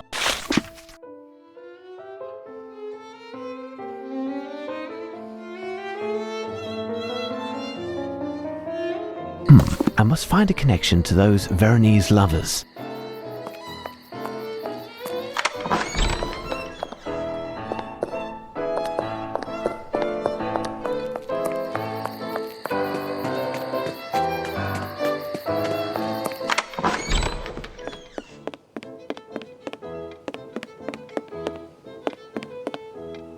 What is this sharp thingy? My God, what have you got in your head? I'll have to watch out for your bread if you stick it in my... So, Mr. Holmes, so many emotions tonight. Isn't that right? At least you haven't lost your good humour. Oh, you know, one lost pebble just makes room for one more. Listen, I'm searching for a book having to do with the lovers of Verona. You will certainly find it here in the reading room. There are plenty of love stories from Verona and elsewhere, maybe even something from London, for example, in a museum, If I was looking for a book in this massive library, how would I go about doing it? Look in one of the catalogues near the entrance. The catalogue will indicate in which part of the library, on which level, and which shelf, going left to right, the book is found. Good luck!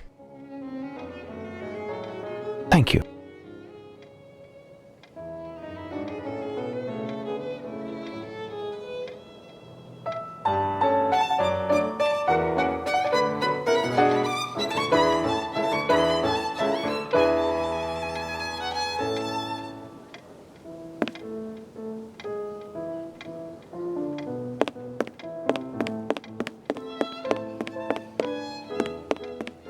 This machine is strange. It must help to locate oneself in this immense library.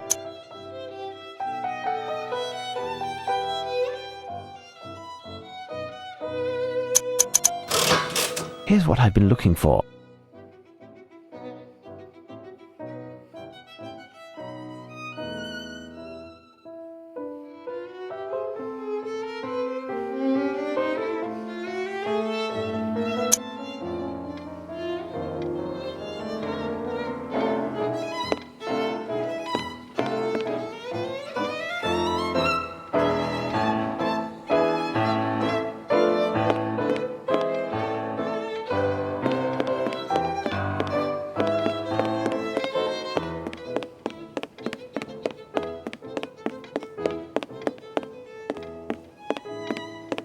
There, Romeo and Juliet.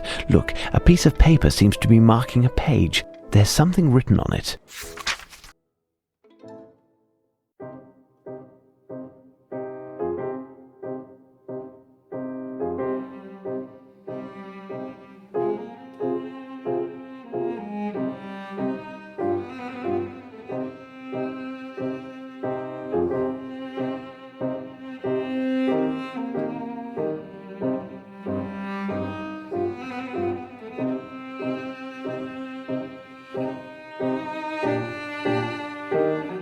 Thanks to this door, I should know which book to find next.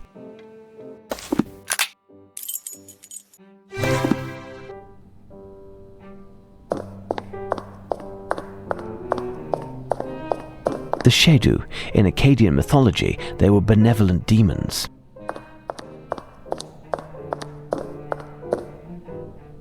Bust of Amenhotep III. Granite head of Amenhotep III. Colossal granite fist. One must imagine the rest. Neo-Assyrian stone relief representing an homage to King Ashurnasirpal II. The monkey is a very sought-after animal in Mesopotamian art, an exotic animal of great value. It's an ancient Babylonian door.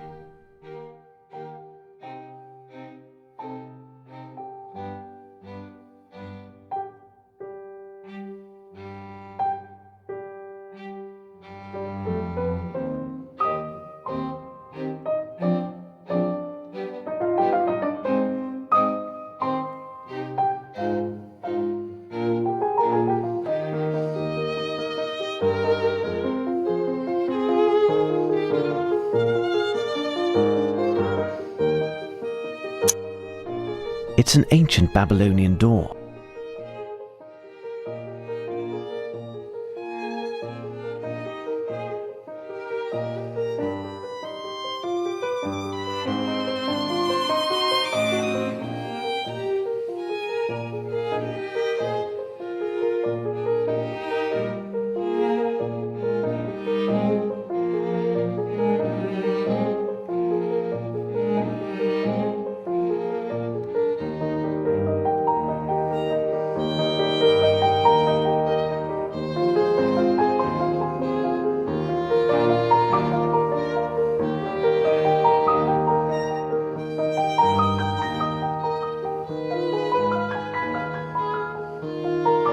Thanks to this door, I should know which book to find next.